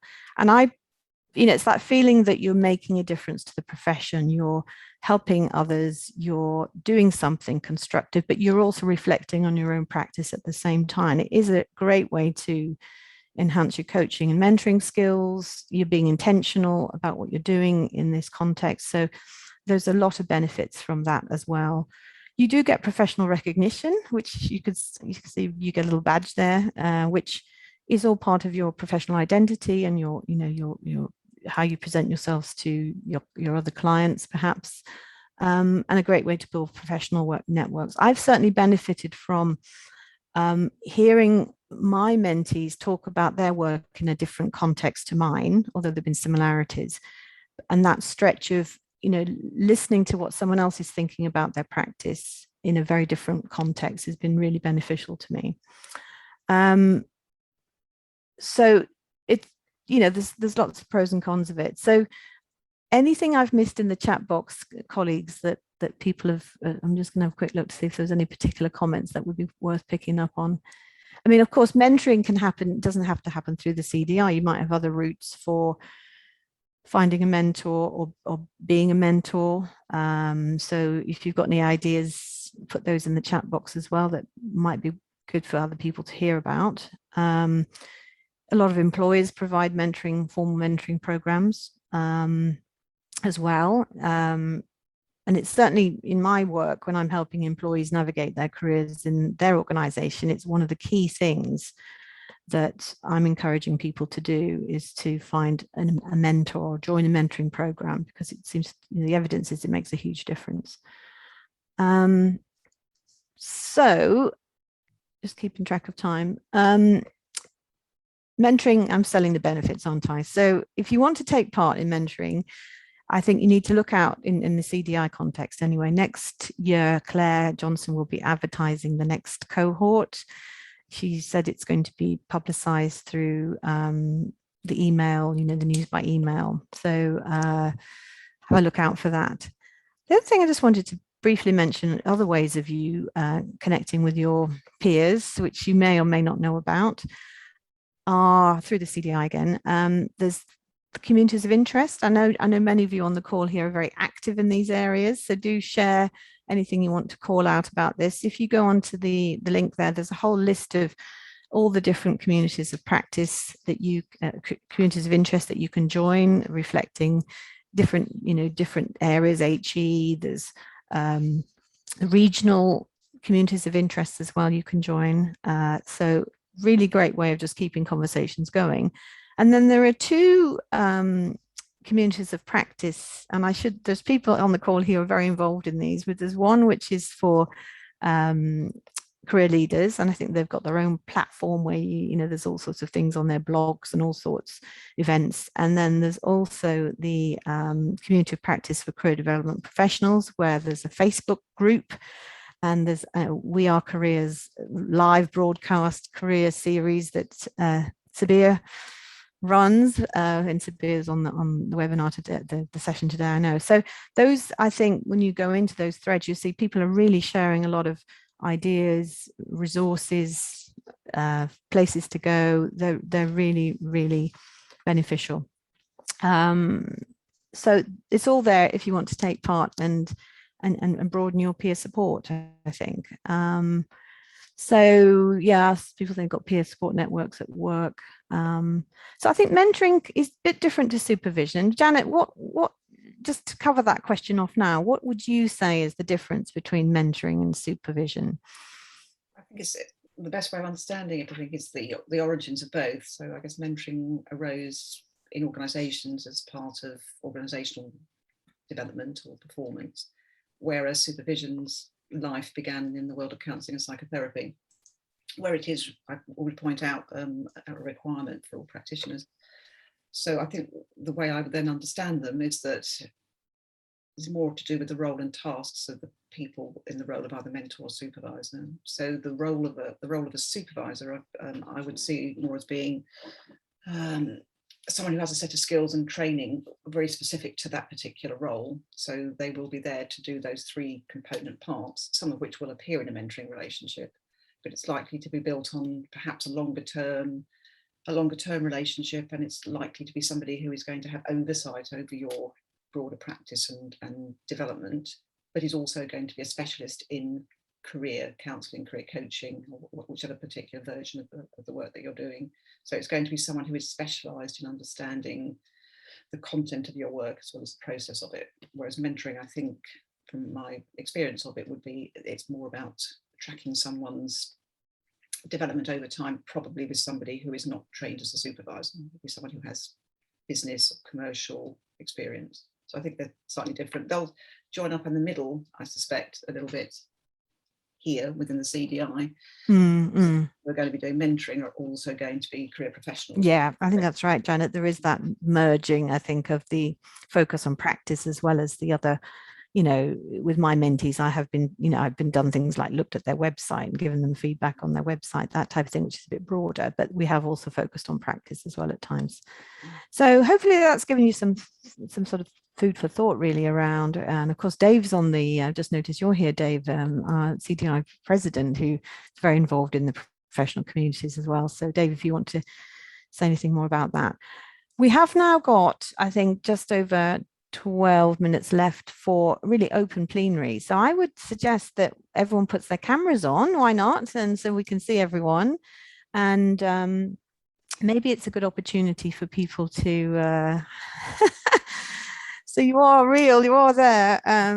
A good opportunity for people to just, feel that connection, because it's been, I think, a fantastic session for what I observe, of just that bringing together of this experience, reflections, that's creating this space, as Janet was talking about, to do this, evolving our practice, and that, really powerful peer reflection. So would anyone like to say anything about the experience, or offer any more comments, or share some learning that's been really significant from the day? So would anyone like to raise their hand and speak?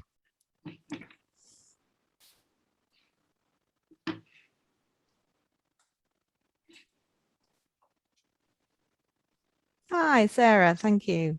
So maybe that's Sarah Blackford. So maybe I think you perhaps need to be unmuted by Ashley, perhaps. I think I am. This so reminds me that I put my hand up because it so reminds me of my own Zoom sessions when I do the same thing and everyone just stares back at you, and someone's going to put their hand up. You just have to be patient, don't you? Just sit and wait for people to feel more and more uncomfortable. No, but honestly, it's been a brilliant session. I just can't sort of pin anything down in particular. I mean, the models and the theories are always really good to catch up on and hear about. But I think just having that opportunity to connect and chat and interact with our peers is just vital, because with most of us having our own private practices, we just don't get this opportunity to, speak about our world and people to empathize and understand what we're talking about. You can't do this with other people, and you're so busy doing your workshops, your one-to-ones and helping other people, and it's so nice so brilliant to have this opportunity. So thank you so much to all of you. Yeah, it is, and I think it's that intentionality, isn't it, of making the time and planning the time that by being here and rocking up here is really helpful. So thanks for that, Sarah. Stephanie's raised her hand. Thank you, Stephanie. Hello, everybody from Ireland. I just wanted to say thanks for the session this morning, but just to Janet, that your session, when you asked that question about the impact of COVID over the last 18 months, it helped me create a metaphor for myself, that I felt like a top sports team that had been expected to go up several gears to perform. You know, I've been put through my paces, that I should feel fitter and better and more able at the end of it, but actually I don't. So, you know, it was, for me, that was massively useful to be able to think about the experience like that. So thanks a million. Oh, thanks, Stephanie. And I guess, you know, part of that challenge is how you rejuvenate yourself, isn't it? And that resilience has been a big theme for us all, hasn't it, over the COVID period, and continues. Someone said to me the other day, is burnout a trend? Or maybe it is, I don't know. Tessa, you wanted to, you've raised your hand.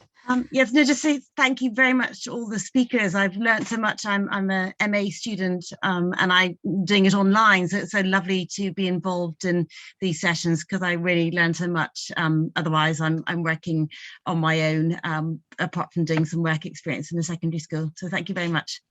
Yeah, thanks, Tessa, for sharing that experience. I think that isolation is quite evident, but as someone said, you know, because if you're working independently and you're all remote, and we're all remote anyway. So does anyone else want to raise their hand? I'm going to put Dave on the spot. No, I was trying to find a thing to raise my hand, but for some reason, Dave, you're president of the CDI. You must have something to say. I've always got something to say, Rosemary. Yeah, just to echo what other people have said, it's been a fabulous opportunity to connect with other people from across our community, and that's where the communities you mentioned, the Career Leaders Forum, the Community of Professional Practice, are so valuable in just being able to ask those questions. And you know, if you look at the questions that are raised in those communities, there's some really sort of deep and personal questions that are raised from people. So it's a safe place. I think that's the thing that I think as a community, and it just gets me thinking it would be great to connect with other people and set up some more of the peer-to-peer supervision sort of just between us, as well as engaging with the more formal stuff. And I think the other reflection that I've got from this morning is that it's really emphasized to me how much the well-being type of conversation, whatever label you put on that, is a really key part of our conversation as careers people. And we make such a difference in helping people find work they actually enjoy. And that doesn't just affect them, it affects their families, their organizations, and society as a whole. So, you know, I think today has been just really useful. Thank you so much. Thanks, Dave. And Sabir, I think you've got your hand raised. You just need to unmute yourself, Sabir. Oh, there we go. Here we go. You'd think by now I'd have figured out how to use this. It just catches you unawares, doesn't it? I know, doesn't it? Well, I don't want to repeat anything that's already been said by, you know, so many people that have just shared their thoughts already in terms of how fantastically this event has been organised, which, by the way, it has been. So kudos to everybody who's been part of putting this event together. I know it takes a lot of time and effort. So perhaps what I'm going to share in terms of the learnings that I'm taking away, this is something that you yourself are also going to be nodding your head to and going, oh my God, yes, Sabir, that was definitely one of the points that you know, that or areas that I've benefited from. I'm just kind of looking at my notes as well, because I've been profusely writing. So has anybody else been writing? Is your hand hurting now? Because this is the first time in a long time that you've actually written so many notes, because I definitely have. I'm seeing a few nodding heads and smiles. I'll take that as a yes. So coming back to sort of Jill's session, I think for me, what resonated, and did this resonate with the rest of the viewers, the sort of kind of framework based on the meta-theoretical. I know we're getting all geeking out. I love geeking out when somebody gives me an opportunity to geek out. I love that. So thank you so much for that, Jill. And as always, the wonderful Julia. I'm so looking forward to having you on the show in a couple of weeks' time. And that, by the way, is the We Are Career show that Rosemary gave a nod to. So thank you for promoting that for us, that I do with my fabulous co-host, Chris. Just the Hexaflex that you talked about, and sort of the 6 points of what we need to talk about and how we can bring that into our practice was just mind-blowing for me. So thank you for that. Session number 3, Janet. Oh, you really dug deep for us and made us get reflective.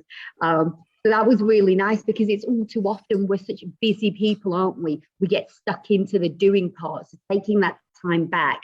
And that lovely conversation that I was able to have with Hannah Reid. Thank you so much, Hannah, for being my partner on that. I learned so much from you.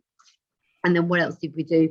And then finally, of course, my amazing, and I'm going to plug mentoring for the CDI as well, Rosemary, because this is where I'm honored that Rosemary is my mentor. It's been transformational for me personally as an individual, but also as my practice as well, the sessions that I get to have with Rosemary as well. So honestly, if you are sitting on the fence right now, or if you are listening and you're thinking, oh, this mentoring thing sounds right up my street, definitely let your interest be known. There's information, I believe, on the website as well. So that's my summary for today. So thank you, everybody. Thanks, Sabir, and for the shout out for everyone. I think everyone appreciate that very much.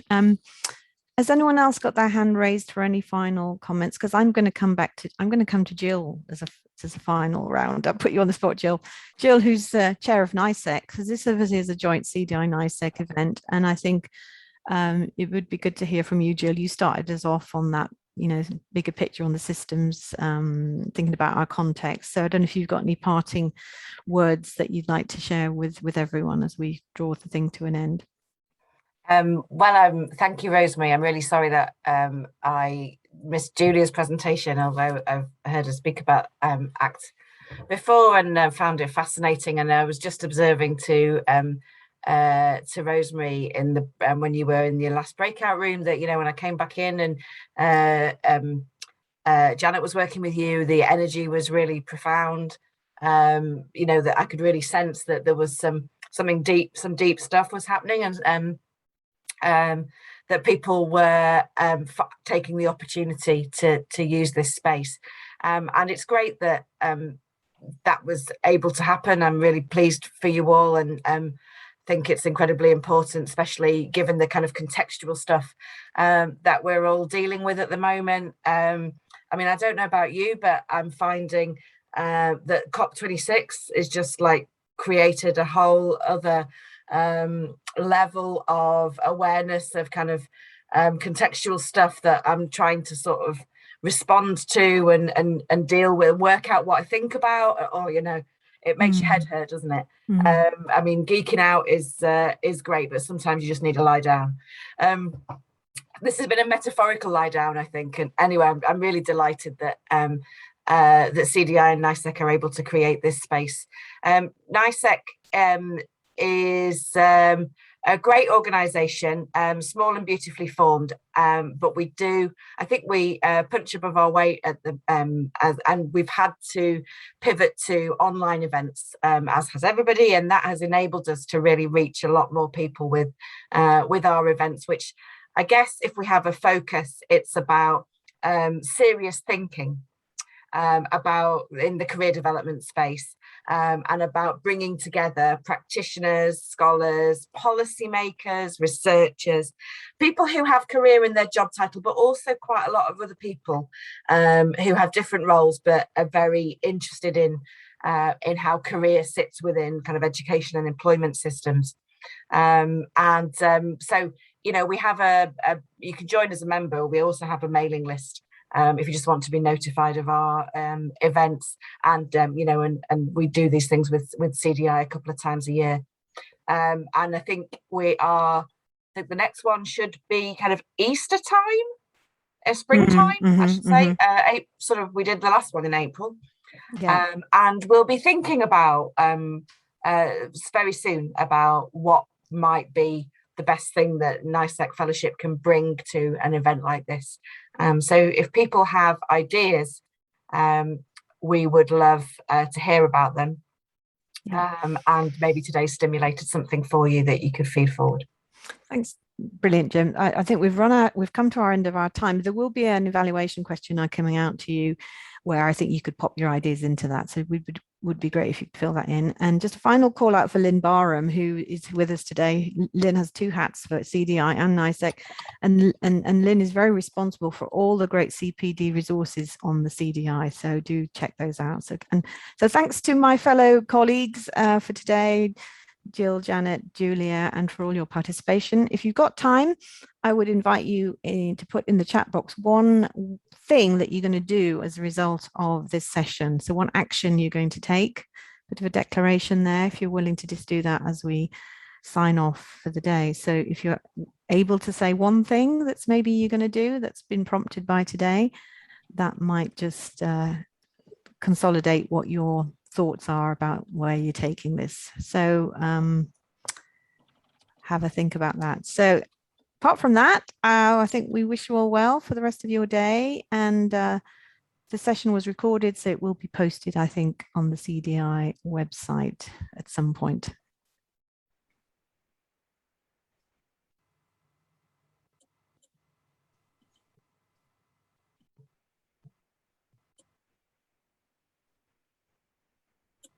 So bye, everyone.